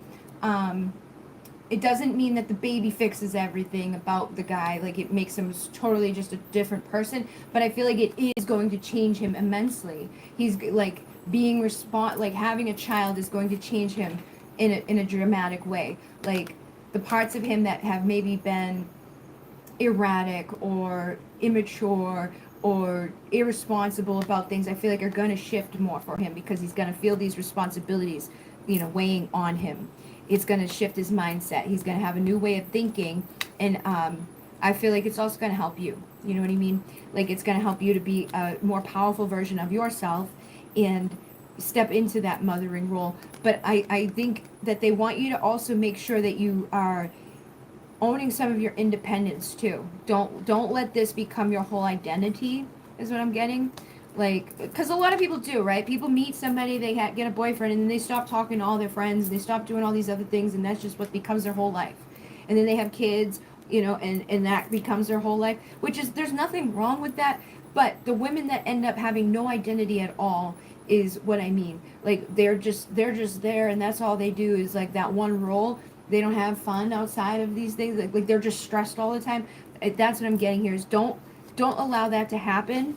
And I feel like by you stepping into this place and being independent and good to yourself and healthy to yourself and not letting yourself, get kind of bamboozled by life, it's actually going to help this person to step into their power too and take more responsibility and help keep things equal so that you don't have to take on the full burden of having a baby. Because sometimes you get a dad that's not the best dad. You get a dad that takes off. You get a dad that can't provide. You get a dad that's, dad and everybody. But I feel like this is a fork in the road for you right now, and things are going to be moving into a better place for you emotionally, physically, mentally, spiritually. You can have a successful, movement forward. I was gonna say a successful ending, but it feels more so like a successful beginning, you know. So if you've been nervous about it, you've been nervous about like what's gonna change or how is it gonna be, try not to do that to yourself. I know it can be a stressful time for people. They get like, oh my god, and they start thinking about all these crazy things. Just know that get easy. It will get easier as you go. Try not to freak yourself out on the way, but I do think that you will have a good time. I think that like this is something to celebrate. That justice is going to be available to you in this circumstance. Yeah, he's gonna, if he hasn't been the best or he's messed up in his life here and there, I feel like this is gonna help bring justice and balance. And there also could be karmic contracts, because we all have karma. And like when you have a baby, that's like a karmic contract that you just gave birth to. So I feel like you're having a child to help you with past life, contracts and your soul purpose and all of that. Those things that are important for us. So just try to focus on the positive aspects of it. I do think he does love you, or has love for you, You could be both self-sabotaging a little bit at this time, or feeling, again, the same type of messages that have been coming through tonight. A lot of times we think things about others that we're like painting onto them. They think this, they're doing that, they're attacking me, bop bop it beep, and they may not be. We may just be thinking those things, you know, or we assume something's gonna happen that oh, what if this, and it's not even that we don't, it's the worst things, right? We don't want those things to happen. So try to focus on the love, try to focus on the good, try to focus on the peaceful outcomes of things, and know that everything's going to work out for you. The two of you are going to be able to collaborate here. The King and Queen of Cups. This is a good partnership. This is a good person to make your baby with. But if you start having anxiety and you start letting that anxiety get the best of you, then it can sabotage things around you. It can mess up your relationship. It can hurt your child. It can hurt the child before it's even born because you're so freaked out about stuff. So I do feel like things are going to be healthy, good, balanced, and that there's nothing to worry about, and that this is also going to help you both to heal your inner child and to receive maybe love that you may have missed out on as a child, maybe even past life stuff that hasn't been healed yet. I feel like this child is coming in to heal. And again, with the Emperor, I think it's healing you both. It's helping you to both become more powerful versions of yourself. So trust your gut too about this. And then surrender to trust just came through. It says, trust yourself in your decisions. Don't be swayed by other people's strong opinions about what to do. Take action and be confident that you have chosen the right path. So if other people are like, oh my God, you're having a baby, or with that person, or what are you gonna do? About it, boop. Don't let that shit get into your head, because that will fuck you up, and then that will fuck a baby up, right? We don't want to pass that shit on. So we're gonna surrender to trust that I'm having the baby, and that's what I'm supposed to be doing, and I'm gonna be successful in it because it's just what I'm supposed to be. And when I believe that, and I think that, and I feel that, and I come from that, and I create things from that space, I will see those results.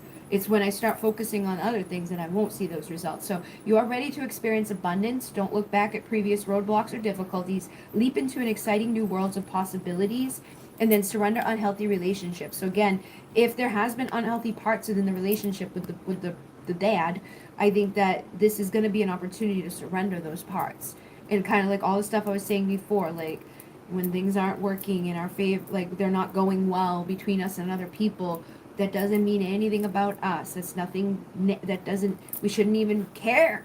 Like, okay, that's not a good person for me to be all upset about, let go of relationships that don't serve you, including unavailable or toxic people. You deserve to be treasured by others and to be surrounded by positive people. And when you truly embody that and you have those boundaries up and you're like, no, I don't deal with people who aren't the emperor or the empress, or the people who lie or cheat or steal or are immature or whatever, right? When I don't let those people in, then the people who want to be there will either have to step up to be the right version, to be that emperor, to come in and be the best dad or the best partner, or someone else will come in their place. And then surrender addictions, whether it's food, people, sex, overworking. Take action to begin to heal the addiction, replace it with healthier alternatives. So any type of addiction could even just be mind, within the mind. Like, I keep going to this thing, I keep thinking about this thing. Let that go away. And also surrendering the need to always be right.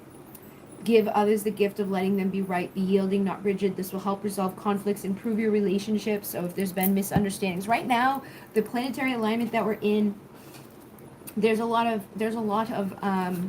volatile, like, war energy. And people may be expecting like the worst out of others, and misunderstanding others, and assuming the worst of others. And it's like, no, man, just chill out. What expectations do I have that are impossible to meet? Again, we've talked about this tonight. Be grateful. You're being summoned to more peace. Peace is home for our soul, and it is accompanied by trust. It comes when you surrender and you focus only on what you can control. If you expect nothing and are grateful for everything, you will experience extreme fulfillment. So anything that's not in our control, we're not going to worry about that. We're just going to let that stuff go. Am I getting enough rest to restore my energy and fully show up to my life? So again, being the baby in there, you need to make sure you're resting. Take a bath, put on some lavender essential oil, go to bed ridiculously early. Give yourself a time out today. Notice your body thanking you. And the mantra is, the more I give myself permission to rest, the more I can contribute. The body is your vehicle. Notice how your body is feeling, how much sleep you are getting, and what you can do to help your body rest, okay? So allow yourself to rest and ask for help. And again, when we have people in our lives, right? Sometimes they don't step up to the plate because we're not asking them to. And then we hold this resentment against them because they're not doing what we want them to do, even though they don't know that we want them to do it, you know? So make sure that if you need help, if you're tired, if you're feeling like overwhelmed or scared or something, you're telling other people around you so they can help you and support you. Because a lot of people don't do that. We feel like, oh, I don't want to burden anybody. I don't want to bother anybody. But then we get mad at the people who don't just do it. Oh, they should know. But how could they know? They're not mind readers, right?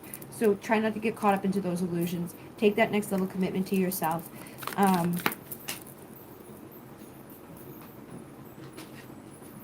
Seven of Cups again. Yeah, don't let yourself get lost into illusions, basically. There's a lot of cups, right? There's a lot of distractions in this world. There's a lot of things that can then throw us off, that make us feel certain ways.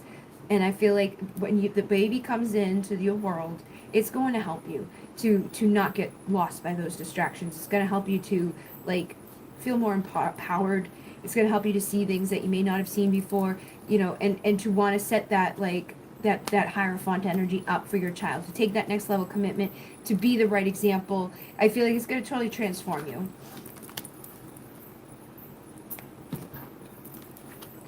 Oh yeah, we got Pluto. So again, we got a power struggle, an obsession with the need for control. I feel like there may be control issues. There may be arguments. Try not to go to that place, especially while you're pregnant, which would be hard right now because again, Pluto is one of the planets right now that's been kind of fucking shit up. So if there's been power struggles with you and other people, try to release that energy. You don't always, even if you are right, you don't have to be told that you're right by other people. Look at that, you got Mars too, and Mars is the other motherfucker. The drive for, the confronting of, action. Okay, so Mars is the planet of, like, right? And Pluto is chaos. So I feel like there's just been a lot of chaos and energy around, right? And then we get the 11th house, a circle of friends, associations, your hopes and wishes, do it for the future. So right now, anything that has been kind of feeling conflicted or upset, or there's been power struggles, or there's just been disagreements, defensive fuckingness, anything like this, it's gotta go. Because we don't wanna bring a child into that energy, right? We don't wanna be teaching that to our children either. We wanna be the person that has, like, that cool, calm thing, that we're going to be able to pass that down to our child. And if the parent that we have around us, right, if the dad is the one that is the one bringing in all of that conflict and that chaos and that arguments and all of that, then push them away. Don't let them be like too much of a control about this. Yeah, you got the Cancer energy here. So Cancer is about, like, your mothering and nurturing in your home and your feelings and attitudes from the past. So use your intuition to protect yourself. Anything that you are thinking about, like, from your own childhood, from your own upbringing, things that have come from being just a person on the planet, having to live on here. Think about all of that stuff, how you feel on this planet, and what you think is actually valuable and healthy and all of that. And if you look in your life and you're not seeing that, if you're having these confrontations and it feels like there's any hostilities and things like that, work on clearing that stuff up now so that when the child comes, they don't have to come into that chaos, and if that person is too much of a power freak or is always trying to be right and is causing you too much stress, tell them no, like, you're gonna hurt the child. And if they care, I think they will step up. I really feel like this can help bring balance to, yeah, look, Temperance. Withdraw from any type of chaos or any misunderstandings or anything that's just not bringing you peace at this time. Tell this person, like, listen, we can't be doing this. We can't be arguing. It's not good. It's not healthy for the baby. And I really do feel like when the baby comes, it's going to help to transform both of you into more healthier, mature versions of yourself. You're going to step out of that energy of being who you've always been into instantly being responsible for another person and being like the mother and the father. It's gonna bring balance. Okay, so if things have been difficult, if it's been like, oh my god, and you may be worried that when the baby comes it's just all gonna fall apart, stop thinking that way, stop worrying about that, and know that things can balance out. But you have to be calm, cool, collected, and not let the devil, which is the fears, the insecurities, the addictions, the beliefs, the past stuff, fuck you up on your way there, because it will. But you are the Empress, and he is the Emperor. You are the mother and the father, so you guys need to be that way by practicing on yourselves right now. How can you be the best mother to yourself right now, and how can he be the best father to himself right now? Because that's how to help bring you to justice in the end. You're going to transmute all of this stuff. But and if there's conflict outside of you guys, say your relationship's real healthy and all of that, but there's people around you, then let him step into the lead of being like, fuck you guys, and remove yourself from any of that. But anywhere that there's been conflict, just know that it's time to cleanse that stuff away, and it's time to balance those things out. These readings are going to help you to get more into an alignment. If you've been steered away from where you're supposed to be at this time, clarity and confidence is coming, but you need to honor your boundaries and your self-respect, and say no when things aren't healthy, or aren't feeling good, or people are getting mean to you. Anchoring unconditional love of Alcyon. I feel like this is going to help you too. Just sit in intention to bring in love, to bring in higher vibration, to let go of anything that's causing stagnancy or is blocking your growth from the sun, which is the divine masculine energy. I feel like you're both going to grow a lot from this situation, and it's going to be a full-time job, but you don't have to know everything in an instant. It's going to be a little bit over time. You're going to figure out where to go. And the south node, yeah, I feel like the south node is, figure out, like, if you know your natal chart, look at your north node and your south node, and figure out what your south node is and what your north node is, because I feel like the south node is causing a little bit of darkness at this time, a little bit of shadow, a little bit of karma that needs to be healed. But when you start embracing the north node energy, it's going to help you to get all the resources and all the materials and all the good things that you need to feel, stable and good, and be mindful of what your values are, and what is important to you, and how you want your home to feel, and what you want your child to have, and what you want to pass on to that child, what you want your child to feel like. I feel like there's also a lot of passion between you and this person. So, Mars in Pluto, that's like a lot of hot, passionate sex and craziness, but that can also cause a lot of arguments and craziness between you. But at the end of the day, it is a divine connection, but you guys need to be vulnerable with each other about your truths, your fears, your doubts, and speak up about what is important to you, so that he can fully embody the role of allowing it to be, and I think the child is going to help him to do that. You're going to be cultivating everything you need for prosperity. All right. So, awesome shots. Oh, wait. Hello. Could I get a love check-in? I have tried to move on. It's been more than a year now, so I want to know if and when a new connection will come towards me. Okay. Sirius, what does it matter? I'm gonna grab the divine time.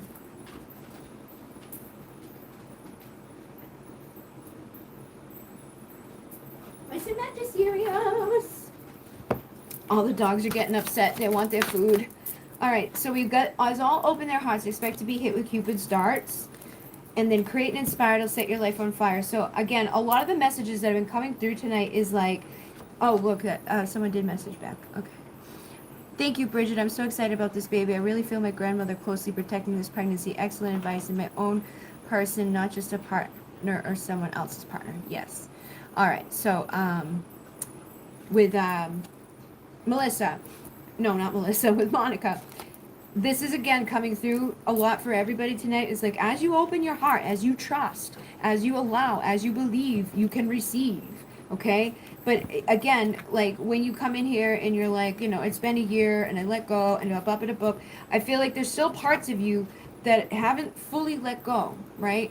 Not that you're holding on to him or you want him to come back or you think that that's ever gonna fucking go anywhere good, but more so in the fact that what he did and how that went has still impacted you enough to now be still aware that it's been a while since then. Is it okay for me to open my heart? So yes, it is. It's safe for you to open your heart. It's okay for you to have love in your life. It's okay for you to let people in. Not everybody's going to end up being toxic, and not everybody's going to be no good for you. And that's unfortunate thing within our world is once we get fucked over by people, a lot of times it really delays us from getting together with better people. But as the flowers appear, a new dawn is here. And the flowers are on this card, and the flowers have been manifesting outside. I think the time is now. No need to wait, go out on a date. So, yeah, man, it's like things that are moving good for you. Where is she? What does she say? Where is she? It's been a year, so I want to know if and when a new connection will come towards me. So, yes, it's no need to wait, go out on a date. I feel like in that regards of like, is someone going to come towards me? Put yourself into a place where they can, you know, go out into the world and go places where communicating can happen, like do something different. Like the day that I went to the and I won on the lottery tickets because I did something different, right? So with the intention of I want to meet someone, I'm going to put that into my energy field, and I'm going to go out into this world and I'm going to do something different. And even if it doesn't, because like it didn't happen the first day that I played the lottery, didn't happen the second day that I played the lottery, didn't happen the third day or even the fourth day, it was the fifth day. Okay? And it wasn't the fifth day in a row, it was days apart from each day that I actually got a $1 ticket. But like you might go out for a walk somewhere you've never been, or you might go to an event that you want to try, or you might go, put yourself on like a dating website or something, just something different. And even if you've already done those things in the past and they didn't work, doesn't matter. You're now in the energy and frequency that I'm taking this action and these steps to go meet someone. But if I pair it up with all the negative thoughts and all the what ifs and it can't and what if this happens and maybe, and I tried that before and it didn't fucking work, and oh, I know this other person and they did this and this is what happened. Who gives a fuck about all that other shit? That's not where you are right now. It's not coming with you. It's not going forward. Let it go. You have an angelic support system beneath you. You have to have a foundation that knows, like, it can work out for me. Things can be good for me. But if I think that it's not going to work or nobody's coming and I don't know, and even if they do, what's going to happen when they get here because so-and-so did this to me and blah, blah, blah, blah, blah, blah, blah. Can't have that. So I feel like you've got the foundation underneath you right now for you to bring in that union and that balance, that good time with another person. And if you feel confused right now about where to go or how to even approach this, don't allow those instant but, or I don't know, or I don't have time. All the fucking excuses in the world will be there. Don't let them run the show. Say no to that shit, and you will find clarity. You'll find the perfect opportunity. Tell the universe, I'm ready to meet someone. Can you help me to find that person? Can you help me to be guided to the right event or to the right place or to the right, website or to the whatever it is, but you've got to trust. And when you trust, you will be brought to them. Somebody will show up. And so, yes, you're closing the cycle, and it's an ending at this time for the new beginning to manifest. And you are being supported by the Ascended Masters. And again, balance your mind. Don't waste the time. Don't procrastinate on this. If you truly want something for somebody to come into your life, you've got to show up for yourself too right now so that they can. And put yourself into places where that can actually happen. And again, give it a week. Don't become weak. Don't go out one day on a walk in the park hoping to manifest meeting somebody, and because they didn't come that one time, never do it again. You're gonna decide, okay? And it could be a few weeks, it could be quick, or it could be fast or slow depending on how you look at it. If you're focused on it and thinking about it all the time, it's gonna feel like it takes forever. But if you just allow and you're not focused on it, it'll be like, wow, that was so quick. I can't believe that. Yeah, expect any day now, expect to be wowed. Don't be complacent in it. Don't just focus on it. Don't be sitting there, because then it doesn't come. And don't have fears about when it does come. What if they're bad, or what if they do what someone else did, or a boppity boopity bappity beep. All that fucking bullshit. Change your mind, consciousness shift, allow love to come because it wants to come, and you're ready for love. Become stress free, calm the raging mind, approach logic creatively. Like logically we know this, but creatively we know this, and you know how to manifest. So use the powers to manifest, to allow yourself to go out there and meet the right person. And then when they show up, trust that it can go well. Don't expect the worst out of people, because you will start seeing it instantly. Have healthy boundaries, and then they can't hurt you.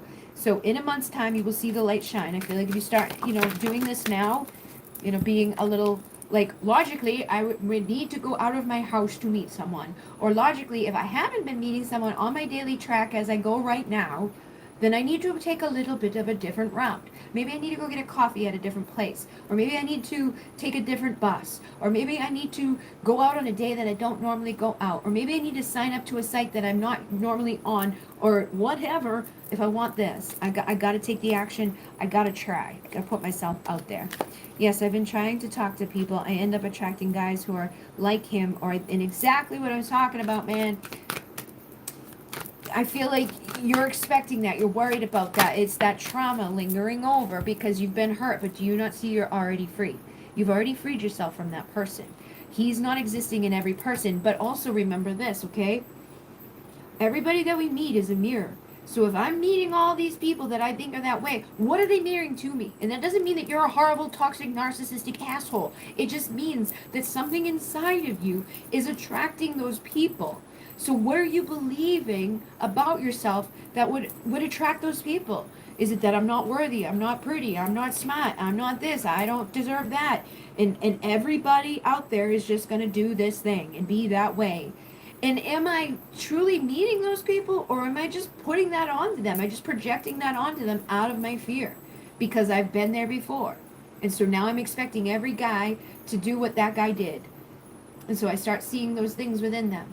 But if I'm seeing those behaviors within them, what is it within me that's attracting people who are in that behavior? And again, it's nothing is wrong with you other than the beliefs that are making you think that there's something wrong with you, other than the sadness and the depression and the darkness and the despair that it takes time to heal from. I'm sorry that you've been through it. It sucks, man. I know. It's fucking horrible. But you can change it, okay? I've done it. I've done it a couple of times.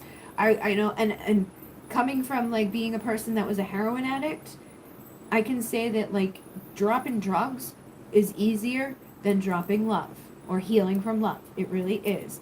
And for myself anyways, I can't say that for everybody. I know there's people out there who get inebriated and they can't let it go and they always stay that way. But time is an illusion. Release your confusion. It doesn't have to be overnight. You know, there's nothing wrong with being alone for a little while. I've been alone for 7 years now, but this is the first time I've been alone since the time that I was 14. You know, and I only like I was 14 and stayed with people like back to back all the way up until 33, and I'm going to be 40 on the 18th.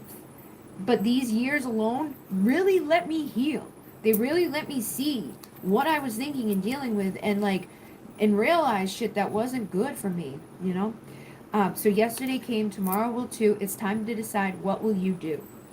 You know, and if what is true, who is real, what will the time reveal? You can't judge somebody on the first day or the first couple of days that they're instantly just going to be just like that other person. Like again with narcissists, they're usually really good at hiding it at first, at least. But I do feel like your fear of that happening to you again is kind of manifesting either these types of people showing up that emanate those traits because it's a trigger for you to fucking heal, or you're just seeing it and it may not actually be what is the case. It's just a fear, but again, it's a trigger for you to heal. So they're saying, open a book, take a look. The answers you seek will come this week. I feel like you still got some healing to do surrounding, you know, what's happened to you. But their absence is bringing you balance. It's time for justice in your life.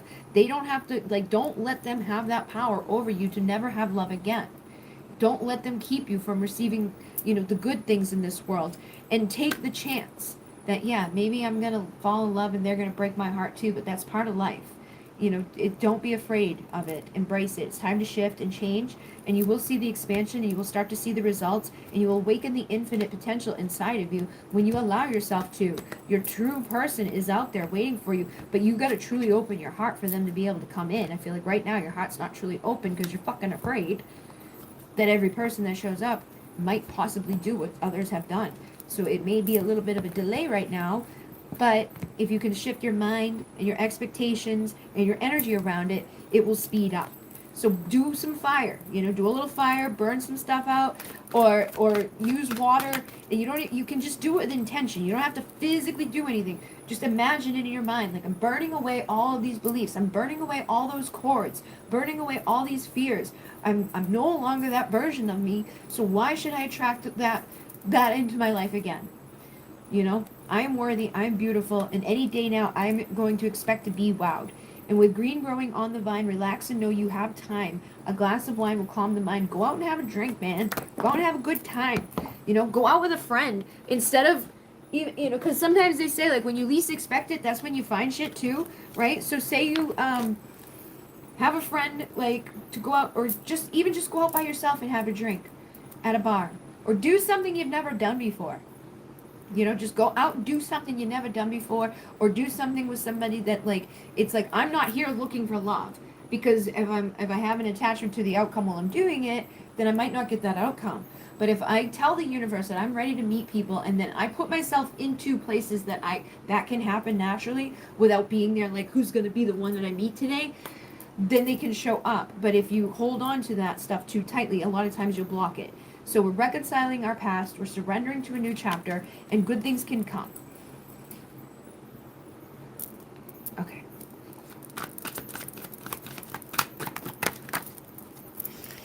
Yep, you're bringing justice and balance. So I feel like you've had enough time.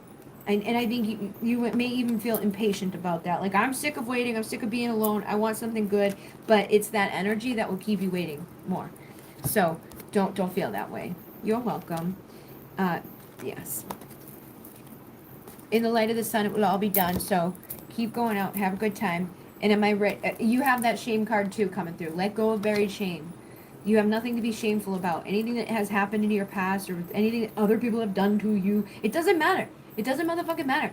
You are who you are. Be authentic in who you are. We all make mistakes. Nobody is perfect. There's nothing on this planet that is going to ever be like, okay, I'm all good and I'm perfect and I'm the most amazing me. Oh, look at what can I burn? Burn it all. The ugly lies, the pain, the shame, the criticism, the images that run through your head, the reminders of what you did wrong, and the proof that you are not enough. Burn, baby, burn. Your soul is calling. It's time for a rebirth. You are like the phoenix rising from the ashes, no longer attached to the past. You are free. Your wings are ready. Use them. And today's soul action says, make the choice that you will no longer let the past define you. Pick up your pen. What will your next chapter look like? Write it down. Write it down. Write it down. Write the story.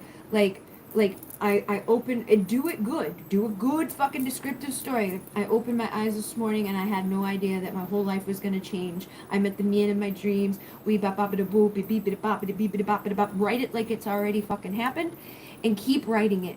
Keep scripting every day. And what are you afraid of losing? As we grow, change, and transform our lives, it requires us to let go of something that was, to make room for what will be. If you were to take a big leap today, would you feel scared of losing love, safety, or belonging? What if it was a big fat lie? What if it was impossible to lose any of those things because you have the power to give everything you need to yourself?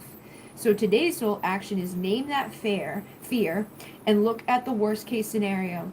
Find a solution. Take your power back by being certain of who you are and where you are going. And today's mantra says, I move forward knowing I am powerful beyond measure. I am loved, I am safe, and I belong.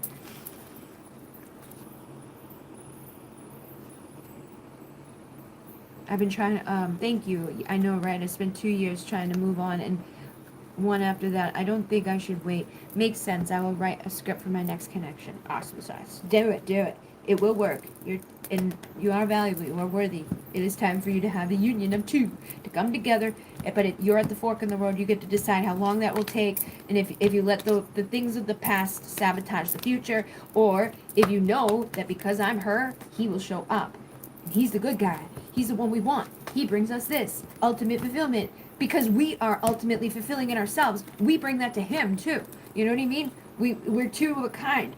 I got to know my value and my worth, and I got to be certain and powerful within myself, and not, want someone else to fill the void or anything like that, and not get caught up in the illusion. Stop lying to yourself. You're perfect. You're worthy. You're amazing. You can have everything you want right now, but you got to believe that right now. All right. Where else am I? Cover me with sunshine. Sent 2 payments to Cash App for 2 questions. We'll put them in the chat. Steak is good. All going. Getting rid of glitter. Oh. Hello. Keep up the good work. Thank you, Paul. Yep. Thank you very much. Okay, can I have guidance from my higher self source concerning this writing path and art path? What must I keep doing to get this to take off so I can be of service to others and make a living off my art? And then I'm open to receiving messages about love and whatever else has to be known right now, especially after all these eclipses, Mercury retrogrades, and astrological transits. Thank you. Okay, what do you need to know for your art?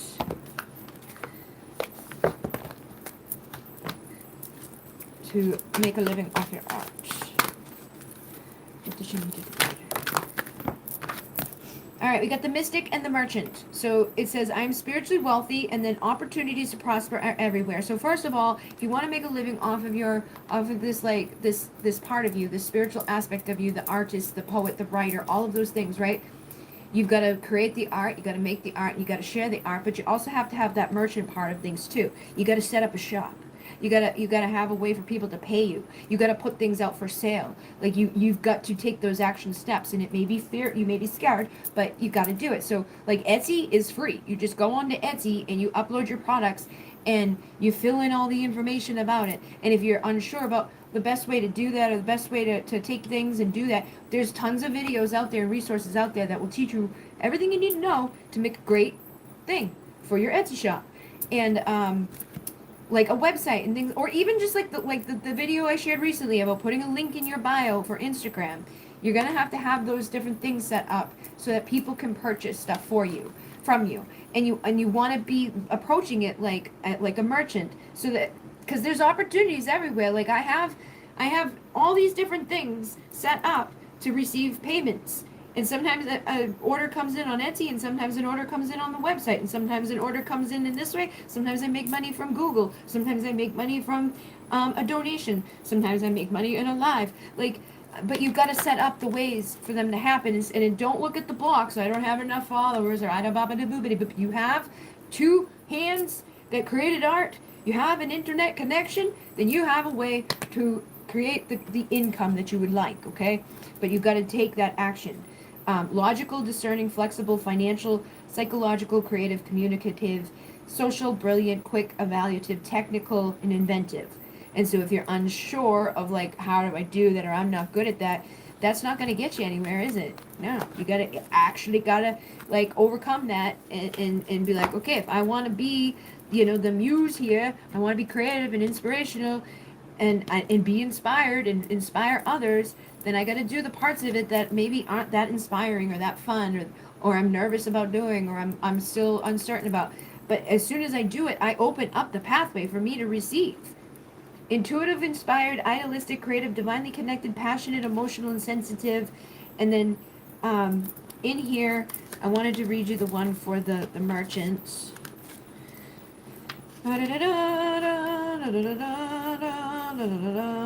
34.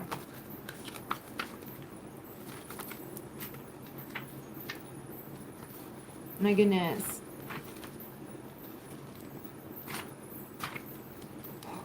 It's like the one page that won't open. Opportunity to prosper everywhere, to be a creative channel for prosperity, to accumulate wealth, to provide for the materials and the material needs of your people. The shadow could be a workaholic, moody, materialistic, and greedy. So the merchant is a brilliant, discerning, and flexible transactor who is conscious of the abundant possibilities for creating prosperity in the world. As a merchant, your goal is to accumulate wealth and provide for material needs of people. Your sole purpose demands that you create wealth by being in service to others. As a merchant, you are aware that everything in the universe has an energetic currency. You are quick to quantify the values of resources and information in order to discern how they can be best channeled for trade, commerce, and profit. You're always on the lookout for opportunities to connect people, ideas, and assets in order to bring potential lucrative project to life. You're a hard worker and tend to multitask. Your keen instincts allows you to make quick decisions, and your adventurous spirit drives you to push the edges of tradition and to take the necessary risks to make the deal happen. You are all about living the good life. You love sharing resources with others and inspires others to enjoy the parts of life which matter most to them. So embody the energy of the merchant.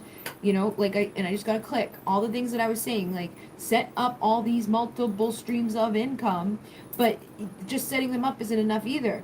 Like, I gotta go live so people know things. I gotta make videos so people know things. I gotta, put new products onto the places that I have the products so that Etsy will keep putting them up at the top of the feed. I gotta tell people that it exists. I gotta promote it. And I gotta not be afraid to do that. Because people are always like, I don't want to be like too much. But it's like, dude, there's a billion, there's so many billions of people doing shit that your one little post on one day is not enough. You got to keep doing it every day, and you got to be passionate about it every day, and you got to create multiple ways for you to have those things come to fruition. So the shadow of the merchant is you believe that time is money and are a hard worker by nature. This means you can easily slide into workaholism by indiscriminately chasing all the opportunities around you. However, all work and no play will drive you over the cliff of overwhelm and burnout. When your emotions get the best of you, you won't be able to close a deal, which of course will make your bad move even worse. You're programmed to prosper, but making money for the sake of money, making money alone, or putting things before people will rob you of your relationships. Remember, money can buy some things, but it can't buy love and happiness. And if you find yourself in the shadow of the merchant, you're caught in the trap of the believing that you alone are the source of profit in your world. It would be time to take a break from work to reboot your connection with source of your being and your greater purpose. Commit to living the good life here and now and spend time with loved ones and enjoy the prosperous relationships and connections you've already created. So that's like, you need to embody this energy without going into this energy. We want to be a multitasker. We want to embody and take on those great inspired ideas that we have, but we don't want to start chasing everybody else's ideas either. We don't want to like have that shiny object syndrome, which I am a victim of. I'm like, I'll do this and I'll do this and I'll do this, and I spread myself too thin. But I've been reeling that in when I'm starting to come back out here again. It's like I'm predominantly focused on the Divine Essentials channel, and I got the new channel that I'm growing. The other channel, I've only like done like a pick a card here and there just because it keeps those people who came there in the old pick a cards going on her. But I don't even have to do that. I could hire someone to repurpose the content on that channel and keep that going for a while. I just need to get myself up to a place so that all these things that I know I can do and how to do can fucking start to manifest, and I can take action in that way. But that's a growth process. That takes time, right? Like, I didn't know that coming into it. But I know all the things that worked for me in the past. So I'm employing the things that worked for me in the past, and knowing all the things that didn't work for me in the past and that sabotage me going forward, I'm ensuring that I don't do that again this time. But at this point right now, you're at the beginning stages. You want to start exploring and figuring it out. And even if you fuck up along the way and you fall down and something messes up, it doesn't matter. At least you tried. And then you'll know for the next time how to not let that one fuck you up again. And you get better and stronger each time. You'll go higher. And you are a powerful leader, but you've got to let yourself lead the mission.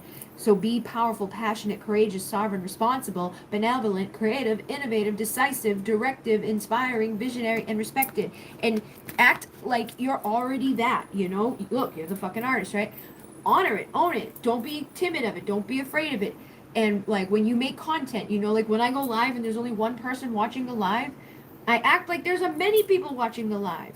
I act like it's already there, because if I don't, then it won't. It won't reach many more people. It will just always stay small. So creative, visionary, imaginative, idealistic, connective, harmonious, passionate, receptive, reverent, spiritual. So put yourself out there and act as if, but don't just act as if. Also learn what actually needs to be done so that what you're wanting can come, and take the steps to have it happen. It's not going to happen just by, listening to what Spirit says. It also takes the logical 3D actions. You got to get your ass up, and you got to do some things that may not be the most fun, but are needed to happen. And you got to learn some things that, but it's the only way it's going to happen. Nobody's coming to do it for you. You can pay somebody else to do it for you, but if you don't have the income to pay someone else to do it for you, then you got to learn and do it for yourself right now. So the artist is on 43. And this is exactly where I was when I started way, way back. I did Be Creatively You. It was all my art and my poems and all of that, and then it evolved into what it is today. Craziness. Okay? So I create my visions to creatively express yourself and connect with others through your creations, to manifest beauty in the world. The shadow of you, artists, are undervaluing yourself, perfectionism, and unchecked idealism. So the artist is a creator, an inventor, an innovator, a musician, a dancer, a performer, a writer, or a visionary. As an artist, you have a deep reverence for beauty and can see it almost everywhere. You are inspired by the beauty in the world, and you express this wealth of your visions through your art to uplift the world. Your primary motivation is to create. Your viewpoint is unique and needs to be channeled through your chosen medium to full expression in order for you to realize your value. You are what? You are inner referenced, and because you see from the inside out, you have the ability to make your inspirations a reality that others can see, feel, touch, or hear. You're well liked and naturally connective and have a magnetism which enhances your power of attraction. You draw people to you through your creations, and as an artist, you dwell in your right brain where you have the plenitude of creative ideas. Typically, you take a non-traditional approach in your work and you love to forge new ways of doing things. One of your superpowers is to weave ideas and mediums together in new ways. This makes a valuable resource of creative solutions for logistical left brain thinkers. But the shadow is if you are undervaluing yourself, chances are your core belief is that you're not enough, or you're not good enough, or you're most likely programmed with this belief at an early age by parents, teachers, and peers. This mindset can undermine your efforts to make money and create wealth from your art. When you are in the shadow of the artist, you may see such an idealist vision of what you want to create that you become disappointed, even devastated, when your practical efforts at creation don't match the ideal. When you focus on the faults in your work or get caught up in perfectionism, you block your creative genius from doing its magic. You might abandon projects before they're complete, or worse yet, never even start that next great work of art. If you find yourself in the shadow of the artist, it's important to get back in touch with your purpose, move your body to get out of your head, spend time in nature, and surround yourself with people who appreciate you and your work, okay? And your inspired action is, that's serious. I hone my artistic high-value gifts to create my visions through my chosen artistic medium. He's sleeping. He's over there. So you got to be the artist, man, and know that you are spiritually wealthy. You've got everything you need, but I feel like you need a balance of those two things. You need to become the magician here and take your mystical, magical version of yourself, that musy, artistic Venus side, get motherfucking organized, and bring it together, and just don't overdo it on either side. Let those things come and be consistent. Show up every single day. Go learn what the best ways are as an artist to keep putting yourself out there as an artist, and be the visionary. Do it in your own way too. Do something that never been done. Just let yourself get out there. The world is filled with possibility. It is endless. It's endless. But you gotta surrender to procrastination and surrender to fear and stop telling yourself, I don't know what to do, or I'm not sure, or blah, blah, blah, blah. Just do it, and don't be scared. Don't be scared. Complete your healing. No more scarcity. Listen to your intuition and take the freaking action steps towards your ultimate success. Okay? And surrender the ego, because the ego will block you from your blessings and from being that beautiful artist. And don't overthink it. Just let yourself, like, the artists are usually those tortured souls and all that shit, right? But you don't need to torture yourself. You can have a good time. You can enjoy this.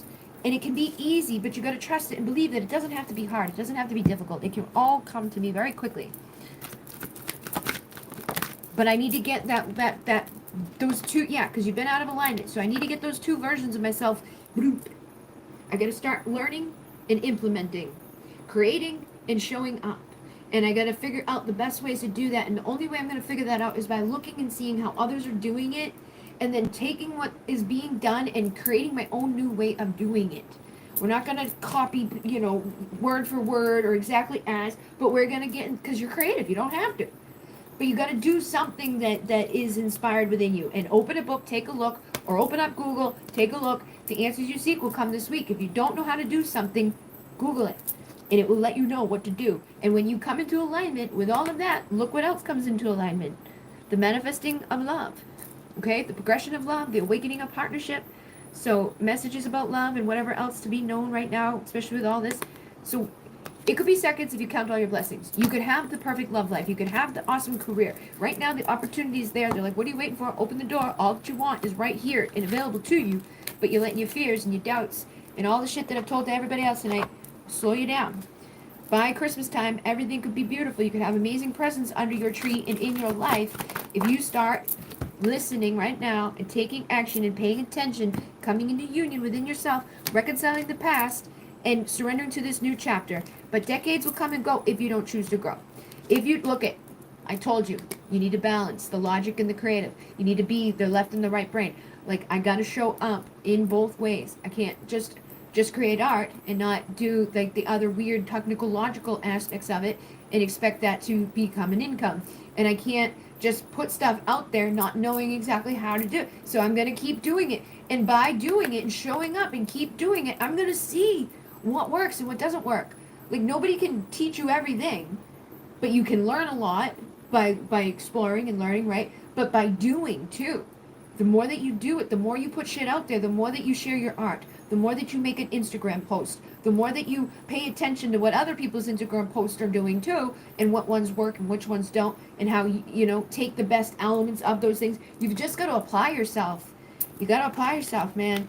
Stop and look around. All you want will be found. Create and inspire. It'll set your life on fire. But you got to take that approach in everything, and keep showing up. And I remember you asked me before about like going live, right? Sometimes what people do to get people to come into their live is they name the live, mentioned you, and then people think that you mentioned them, so they go to the live. But I don't really like that, but those are just little tactics. Think about what you want to call your live. Like, you want to name it something that people are going to want to go into. What are you going to name your product? Something that's going to evoke something within them. Get creative with that. Get creative with those things. But when you create and inspire, it's going to set your life on fire. It's going to bring love and all those other things. Expansion, abundance, the results that you're waiting for. Your heart will open. Everything will come. But you've got to let go of the fear and the doubt. If not, you're going to delay your shit. But this is the year. It will all be clear. If you just create and inspire, it's going to set your life on fire. It's going to be good. It's going to be easy. You're going to be like, why did I wait so... When I started my Etsy shop, I was like, oh my God, why did I wait so long to do this? Because I actually put something into action that could create income, and it did. Like, wow. But I waited. You know, I procrastinated. I kept putting it off. I was doing things the wrong way or the slow way. And as soon as I did take the action, it came to be pretty quickly. And then I stopped taking action again, and it went back down to zero. So now I'm taking action again, and it's growing again. And that's all we can do is take the action. We both have work to do on ourselves from the Soul Whispers. So I feel like whoever is out there for you, you know, the person that you want, or the person that, you know, that's supposed to be there with you, like your true partner, you both have work to do on yourselves right now. And anything that has hurt you in the past, you need to let go, okay? Have you truly forgiven me? If you're holding on to resentment, or you're holding on to things from the past, like I just said to Monica, like, we can't expect the, like, great good stuff in the future if we're still thinking about all the stuff that didn't go well in the past. Do you know how special you are? Do you know how worthy you are? I'll be back. So there could be somebody that wants to return to your life. I know you're upset with them right now, but you probably get over it. So it feels like I'm slowly losing you. I feel like this could be how you feel too. And this person that I'm talking about right now may be confused and they don't know what they're running from. I feel like they're just holding back. They're just holding back and they don't know what to do. But so are you. So the fuck are you. They're mirroring you. You're holding back in your life. You're not making decisions. You're not taking actions. You don't know what to do. And you keep honoring that. You keep saying that. So they're doing that on their side. You need to soul cleanse and purify and take action and do the things and stop affirming that I don't know what to do and I don't know. Start doing it and taking action and being that version of yourself, because then those around you will too. Okay? That's how you're going to shift everything in your life.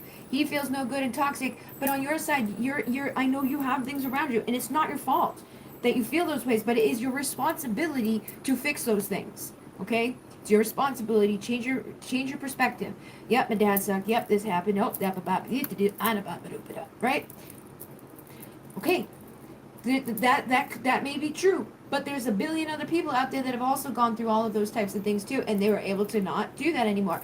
But you are the one that has to make that determining factor. I'm not going to let this happen. I'm not going to let that happen. I don't want that to be my outcome. I don't want to keep doing this bullshit. I'm going to shift my beliefs around masculine and feminine and what I am and what I can do and what is easy or isn't easy and how to do it and how to show up. And I'm going to redefine the whole motherfucking way the world looks at stuff. I'm going to be an innovator. I'm going to be imaginative. So stop trying to figure it out up here and start trying to figure it out here by creating, by applying, by stripping down and getting going and doing something with yourself so that things can manifest quickly. And it will. Okay? You're here as an earth angel. The trauma and pain you've overcame will bring guidance and hope to other souls. You're going to channel that into your art. And when you channel that into your art, you're going to invoke that into others. You're going to be healing through your art. You're going to be helping others to rebirth because you've gone through a rebirth. So when you're going through things or you're wanting to capture something in a poem or whatever, you do that and then you share that and you let people know what that is, but you also leave it up to interpretation for them too, because they may actually find something else within the art. But you're offering people something that is beautiful and soul deep and touching. And art will never go out of like style. Art is something that's always going to be loved by certain people. Not everybody cares about art, but those who do will always have that deep, thing to it. Like AI can't mimic the soul, right? So you're here to bring soul to things, channeling peaceful energies, perspectives, and solutions for Earth's inhabitants. And you do have a solid foundation underneath you, which I don't know how this one got in there, but look, when your foundation is solid and good, and you know that, and you feel that, and you're working from that, your divine masculine will be able to show up and mirror that back to you. And when you open your heart truly and forgive everything that has been, and you feel good within yourself, things are going to come into alignment across the board for you. Do you not see you're already free and you have the eyes to see beyond the illusion? And again, look at your south node and north nodes and try to shift more into your north node energy, or, like no more shadow. We don't want to be hanging out in the shadow. We want to communicate. We want to put ourselves out there. We're going to be consistent. We're going to be the engineer too behind the scenes. We're going to do the things that maybe nobody sees us do, but is necessary to be done so that we can have outcomes that we want to have. Oh, where did we go? Oh my god, that Sunshine song, I heard in an Insta story. Yes, I've been planning a Linktree site. Yeah, do it, man. Very true. Serious. I got the Serious Starseed too.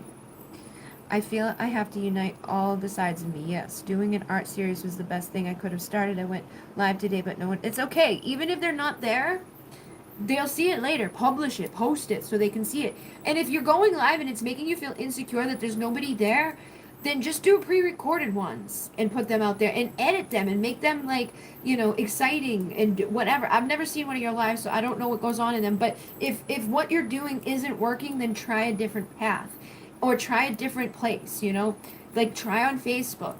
There's other places that you can do things. I started off on Facebook going live, but I was doing free readings. Again, we got it depends. And are you drawing when you're live? What are you doing when you're live? And look at what other people do when they're live. But you have the power to move things and to try things in a different way. Oh my god, he looks like that he has a beard, but not that long Viking beard. I feel things are changing for me, especially my inner self. I'm in a rebirth right now. I ended up buying the shadow book you were talking about, and it arrived today. Arsham Shah. And you saw 414. North Node Cap. So you got to get into your Capricorn energy. Hello, Rick. How are you? Alright, so let me go back up here. Alright, I got the boop, and I got the boop, and I got the boop. Did I miss anything here? I got Paloma. I got Ginny. I got Erica.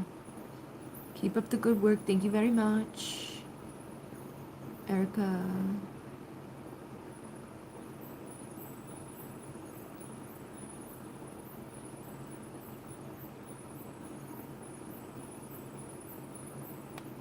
Alright. Okay. Can I get a love reading? I'm single and messages that may come through. Okay, so this is for Jess. Messages for Jess for love reading for somebody who is single. And messages that may come through. Alright, we got the Eight of Cups. With the Knight of Pentacles. So I feel like this time of being single is, I feel like you're walking away from that slowly. Okay? And I don't think that you're maybe in a rush or anything. I just feel like you've been slowly coming out of this time of being single, or you're ready to come out of this time of being single, and it's something that may have felt slow over time, but a new beginning is available to you.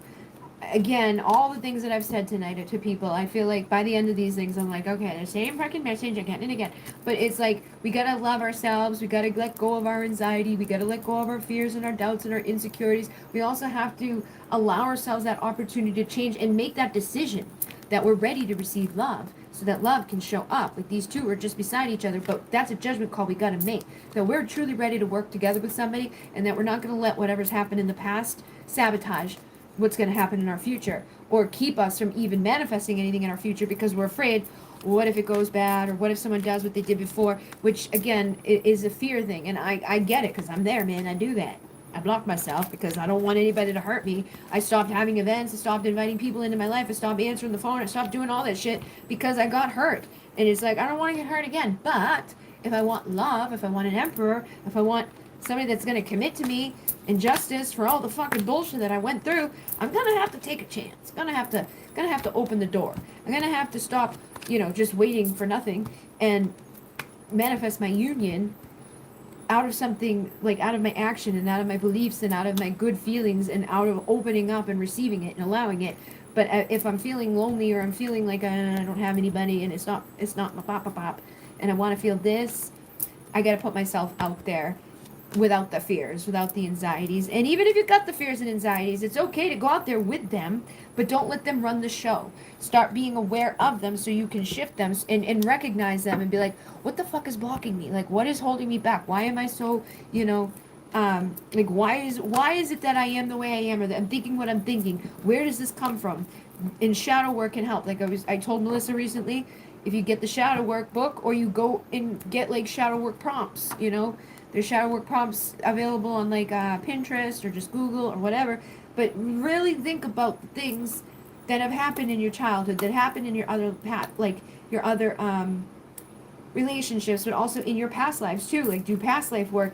But in a month's time, you're gonna start seeing the light shine, and I feel like something reciprocal is about to show up. Some sort of romantic offer is coming your way, and I feel like it's gonna be one with truth and integrity. Somebody that probably has been through the same type of shit that you've been through in your life, and they may also mirror. This is what happens when people show up; they mirror us. I feel like you've healed enough to no longer let what's been keep you from what will be, but whoever shows up may also have some of the same stuff inside of them that you're still working on at this time, which is natural. We're never done healing, but we are perfect as we are, even while we're healing. But I think you may manifest a new start, or a new beginning, or a turn of events in your life that are unexpected in some way, that are going to make you feel very passionate and strong and powerful. And I feel like whoever's coming in with a romantic offer is going to offer you love, and you're going to mirror each other a lot, and it's probably going to be good for you to overcome anything that may have been, not the best in your life, or any beliefs or any doubts or any lingering things that can manifest when we're in this world, just by being in this world, by seeing the fucking things that society conditioned us to think, by looking at other people on social media, by comparing ourselves with others. But I feel like you're coming into your Empress energy. You're going to have your ultimate fulfillment. Somebody's coming in to make you feel like, this is my other half. Okay? King and queen, king and queen. Like, this is somebody that is valuable. This is somebody that's stable. They're not going to rush things. I'm coming out of this time of kind of being wounded or on my own, and now coming into a time of overcoming all the fears, doubts, and beliefs, and all the karma and all the crap that I've been through has brought me to where I am right now for my ultimate fulfillment, and having a divine counterpart and having a divine connection. And tomorrow is another day. Try again another way. So I feel like this is a time of shifting for you. What hasn't been working right now, like I said to the other people tonight, take a different path, go down a different flight of steps, do something a little bit different every day, brush your teeth with your different hand, because that's going to help you to reprogram that this is a new reality. When you're in the shower, be like, I'm stepping into a new dimension. When you look into the mirror, affirm new affirmations, see a new version of you. But yeah, the time is now. There's no need to wait. Go out on a date. This is a new chapter. Please never stop working on yourself, and know that time is an illusion. Release your confusion, and no more procrastinating. Balance the mind. Stop wasting time, and if decades will come and go if we don't choose to grow, but I feel like you're choosing to grow. So yeah, you're opening your heart, you're going to be receiving love. This is the ending of being alone, and it's a new beginning of oneness, where you are going to see that the divine time has brought things that are aligned for you to help you see abundance and expansion and results that are going to be helpful.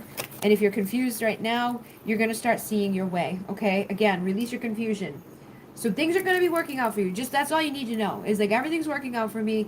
The love that is meant for me is going to show up. I'm ready to be in a good place. And I can make this fast or slow based off of how I look at things. Like, if I go out tomorrow and I'm like, expecting something to happen, it's going to feel like it's taking forever.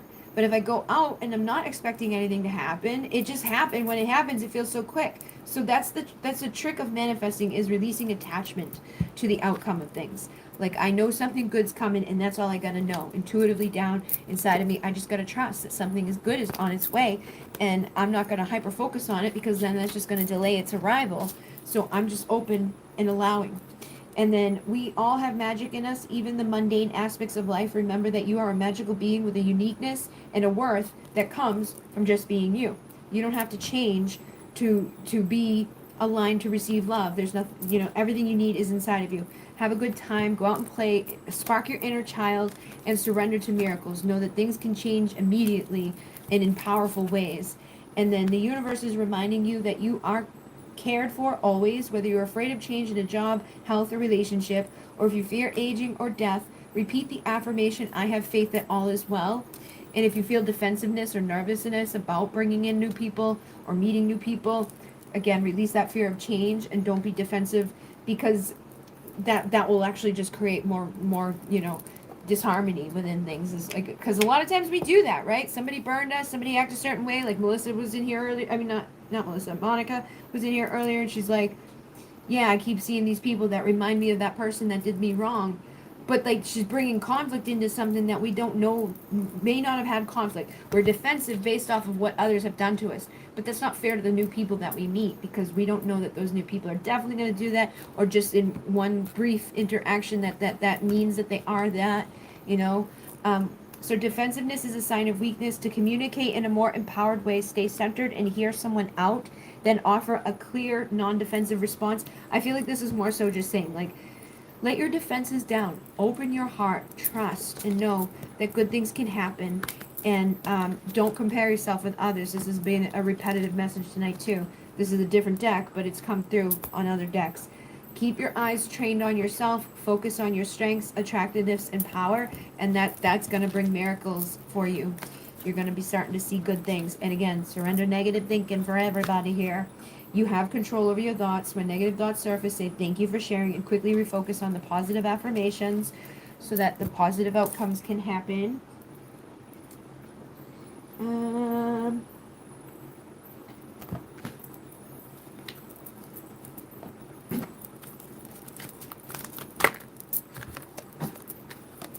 Yeah, look at, moving on. Don't look back. You're going towards love, okay? You're not going backwards anymore.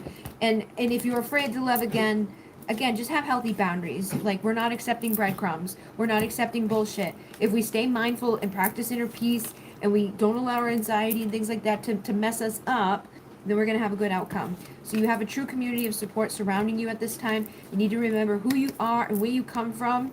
And, don't sweep things under the rug. Bring awareness to yourself about what may be, like, not the best going on up here, or what might be delaying outcomes in your life, or what might be, causing you to hold back with stuff. But this says, ask their intent and set clear ones for yourself. So when you meet new people, have a clear intention inside of you, like, if I start to see breadcrumbing behavior, or if I start to see behavior above it, then I'm going to have healthy boundaries, and I'm not going to entertain that. But when I do meet new people, and I'm interested to connect with them, I want to know what are their intentions from day one so that I don't get myself mixed up in something that doesn't end up being what I thought it might be. So we clear up that confusion. Because if someone's just interested in a good time, not a long time, and you're interested in a long time, not just a good time, then it'd be good to know that and have that awareness on day one so that you don't have to go through disharmony and discontent and all of that. So we're clearing away the energies of the past, and you are being guided and protected by your guides right now. So know that things you are being directed to where you need to go for good outcomes.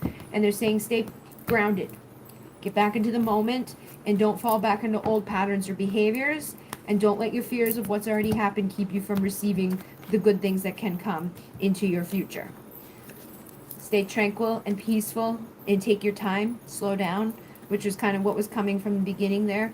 Felt like it's like this is maybe something feeling slow, but that's good. It's healthy to go slow, especially if we've been hurt or afraid. Take your time and know that everything you've been through has made you stronger. They were lessons to make you stronger, and you are an empath. You have an extra sensitive soul, which is both a blessing and a curse, but you can help other people with that, and you can help yourself with that. But abundance is manifesting into your life. And again, any beliefs that you have from the past, it's time to let go of those so you can release the fears and the illusions that are keeping you from having the best possible outcome in your world. And it doesn't have to happen overnight. And cut cords to anybody that has wronged you in your past. Okay, Drew. Is the woman I love okay? I've not heard from her in 3 weeks. I'm hoping she's okay. Okay. I got the Seven of Pentacles, the Seven of Swords, and the Eight of Cups. Hold on, I need a drink.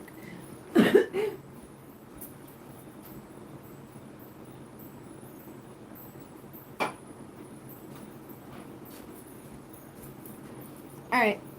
I feel like there's something going on in her life right now, and she may be walking away from things that haven't, like, this is an energy that's been consistent around, like, people are walking away from stuff that's not serving them. You get the Seven of Swords, which is like people wearing a mask, having false, energy, lies, like deceit, stuff like that. That stuff that we do to ourselves. So I feel like she could be going through something at this time, but I don't think she's hurt or anything. I think she's okay. But I feel like these seeds are being planted for the shift in her life. Something is shifting majorly in her life at this time. And so yeah, she's taking action in some way at this time, and the universe is helping her to manifest like a whole, like we're like a 360 or 180, like things are turning around, but it can be chaotic when that happens. And I feel like karma or karmic patterns and karmic stuff in her life could be getting cleared out so that she can come into a time of balance, but it's probably overwhelming. I feel like she's just in a time right now where she could be kind of sad and like upset, and there may be just a lot of chaos and things that are unfolding, but it is for her highest and best ultimately. So she's probably just kind of busy going through some shit. Yeah, juggling a lot of things right now. I also have the Emperor coming through. There could be somebody in her life that's kind of controlling, or she's trying to break free from and make a decision about what she wants to do right here. Two of Fire and the Lovers. Yeah, she's got an opportunity, a decision that needs to be made. A goal without a plan is just a wish. I feel like she's planting the seeds and making plans at this time for something in her life. And I feel like she's trying to step more into a place of power. And how she wants to show up in her world and where she wants to collaborate and what her long-term plans and goals are for her future. So we got security, domestic obligations, handed down, buying a house, stuff like that. I feel like she's focused on where she wants to go. Yep, Ten of Water. I feel like this has been on her mind. Like what do I want for my future? And I feel like she's kind of not content with what's going on in her life. So she needs to align with her authentic truth so that she can have her ultimate fulfillment, or Ten of Pentacles, or Ten of Cups. I feel like something's going on right now that's like really pushing her to go towards these types of things. And yeah, major death or transformation, not a physical death, but like a complete renewal being done, separating from something that's just not serving us anymore. No more conflict, no more chaos, no more competition, no more arguments or misunderstandings. Ready to break free from anything that's been keeping her from feeling, free and aligned, and again, it could be that she's choosing to love herself and find new partnerships and all of that, but I think right now it's just that she's busy, like, figuring out what she actually wants for herself, deciding with new opportunity, like, what is it that I want? What is it that I would be, like, considering every angle, see? Considering every angle, trying to make a plan, trying to make a goal, trying to figure out how can I transform what's going on in my life, concentrating, intellect, willpower, influence. So you probably haven't heard from her just because she's busy, busy, thinking, and trying to plan on what she's going to do with herself and her future and her legacy, what she wants to leave behind for herself. Clear vision, creative, fearless, free thinking, savvy, charismatic, and then we get the Ace of Wands with the Fire of, or the King of Wands. Spark, creative flow, new passion for love and life. So right now, I feel like she's in the place where she's not happy with shit, right? She's like, nah, this isn't good, right? But she wants this in her life. She wants passion. She wants to feel excited. She's feeling overwhelmed. She feels out of control. She's being defensive, feeling overcome by life, taking time to align. And after she does that, I feel like that's when she's going to be ready to change things up. And a surprise, a new change is going to manifest. A new success will come about. And a new accomplishment, integrating fulfillment, travel. So I don't think there's anything wrong with her. I feel like there's imbalance, discord, disharmony, trust issues, disconnect. Something's not okay wherever she is. She's ready to walk away. I feel like she's arguing and fighting and things like that, but it's actually going to lead her to a better outcome. It's going to help her to get to her 10 of Pentacles. But yeah, I feel like she's okay. I wouldn't worry about her. Surrender, aha, perspective, awakening, release, let go. Yeah, she's having aha moments that are going to ultimately bring her to her 10 of Pentacles, making the decision to cut shit out of her life that isn't serving her ideas, beliefs, all the things that we've been talking about tonight, really. Remembering who she is, where she comes from, cutting cords with things that aren't serving her, getting rid of the bad, behaviors that sabotage us, putting boundaries up, and, allowing abundance to manifest into her life by choosing herself and having freedom, success, warmth, energy, rush, optimism, happiness, warmth, vitality, and fun, rather than, stress, anxiety, sleepless nights, regrets, remorse, feeling hopeless, dark thoughts. I feel like she's in the dark right now, but she's coming into the light, and it is pushing her to make changes so that she can actually feel good and healthy and like, yeah, life is good, and have a good partnership in her life.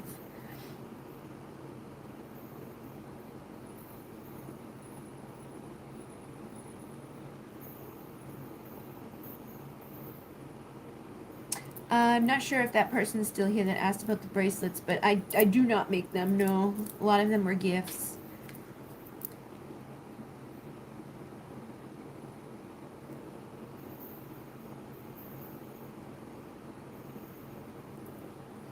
That's cool, Melissa.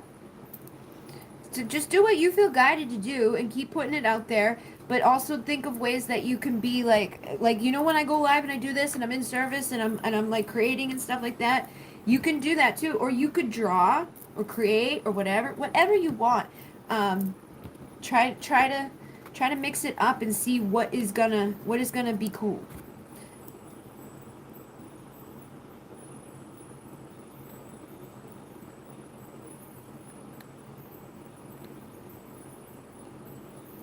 Alright, I'm not sure if that girl's still in here anymore, but I will let her know that her reading is on.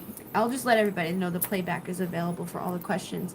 So for those of you who are in here, I know Rick you're not a member anymore, but for you guys that are in here that aren't members, I'm going to just see like a final message for you guys. I've been on for over 3 hours now.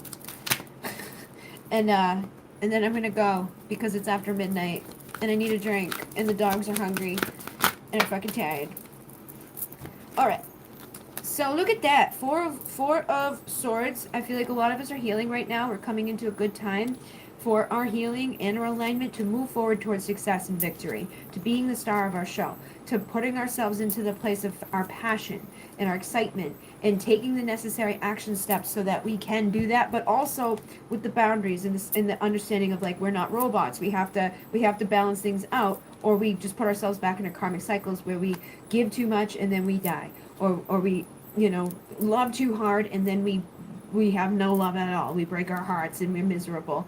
So we need to find that balance within things, and we need to clear out the old ideas that have been blocking us from our blessings and our opportunities. And some of us could be reconciling with people of the past, or we could be reconciling with the inner child, reconciling with like lessons from our other lives, and being totally in our power, keeping our healthy boundaries up, knowing what is good and not good for us, overcoming our fears, our chaos, our insecurities, and all the doubts that usually sabotage us on our path, and not letting the towers that have happened already predict towers in our future. Knowing that if it's ending, if something's shaking up, if somebody does us dirty, if whatever happens, it's happening for our highest and best, and it's taking us to even better places and even better people. Why should we keep caught up on those things that didn't work out, or those people that did us dirty or whatever? Like, they're giving us space for those that are going to collaborate with us well. We're giving ourselves a new mindset. We're making a new judgment call, and we're working hard on releasing the burden so we can have a passionate new beginning. And this one was flipped. And manifesting the perfect partnerships, the perfect, the perfect career partnerships, the perfect love partnerships, the perfect health partnerships, the right decisions that need to be made so we can walk away from whatever isn't serving us, and we can choose to be our ultimate us, our best version of ourselves that chooses us. And when we choose us, others choose us. And when others choose us, we can choose them. And then we can have a strong partnership, and we can find our strength and be confident and have ultimate fulfillment and stability and long-term, movement within our goals and our plans, instead of sitting back and feeling like we're missing out, or we don't know, or things aren't working out, or they're just going to always go bad, or whatever it is. All of that was to make us stronger and give us the information and the wisdom to know that we are worthy innately right now, and that we don't have to hold ourselves back, that our foundation underneath us is aligned for us to receive, and that all we got to do is get rid of the mindset that is blocking us. Listen to the wisdom of our body. No more obsessive overthinking about things, because all that does is it keeps us addicted to things that aren't serving us, and it keeps us from healing and aligning to what will. Again, surrender to the magic of who you are, because you are magic, and you can change things instantaneously. Once you've done everything you can to achieve a goal, turn the situation over to the divine and let spirit work its magic for you. So we do the action steps that we know we need to do on our side, and then we let spirit show us the other aspect of it. So like, if I want to make money, I'm gonna go put some things on my Etsy shop, or I'm gonna start my Etsy shop, and then I'm gonna let that go, and I'm gonna trust that spirit will help me with that. And then I gotta keep doing things like that, right? Like, if I want my YouTube to grow, I gotta keep putting videos out there, and I gotta keep learning, like, how do I make the best thumbnail, and how do I make the best title, and how do I make the best description, and how do I get the tags in there, and how do I do this thing, and like, just keep learning, keep exploring, keep doing those things the best of our ability as we know it, and spirit will keep rewarding us for us doing that work and bringing in the other parts of it. But we gotta do those things so that those outcomes can come. But we don't do it to the degree that we kill ourselves, because then those outcomes come, but they go away again, because you can't keep continuously doing it. You need to ask for help. You need to, prioritize your own health and wealth over money or whatever.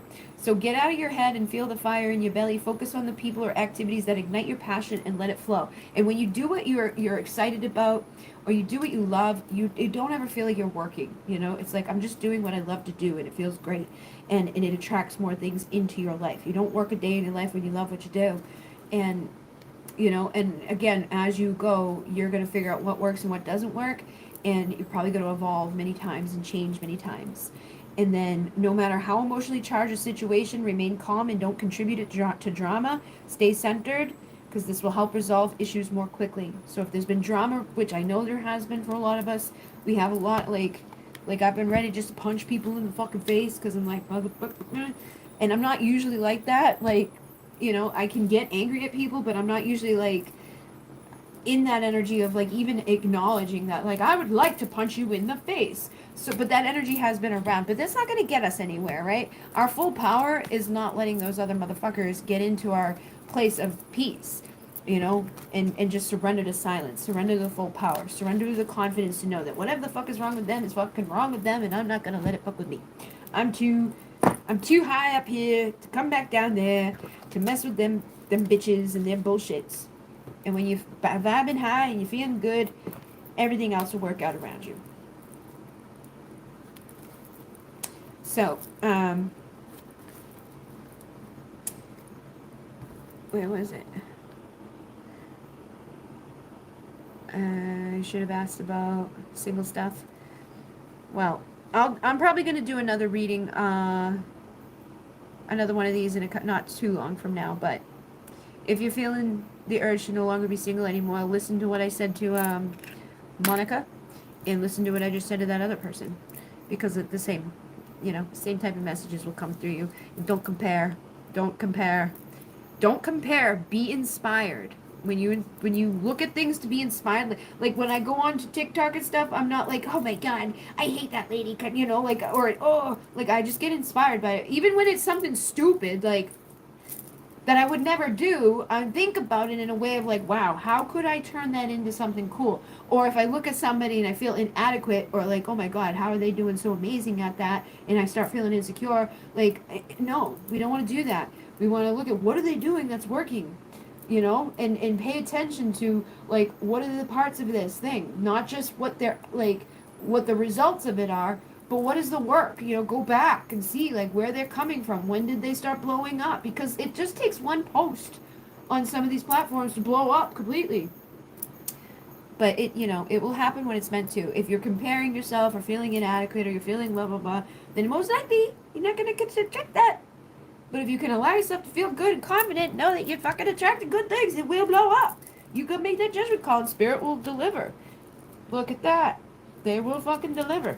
But you gotta feel ready to receive it.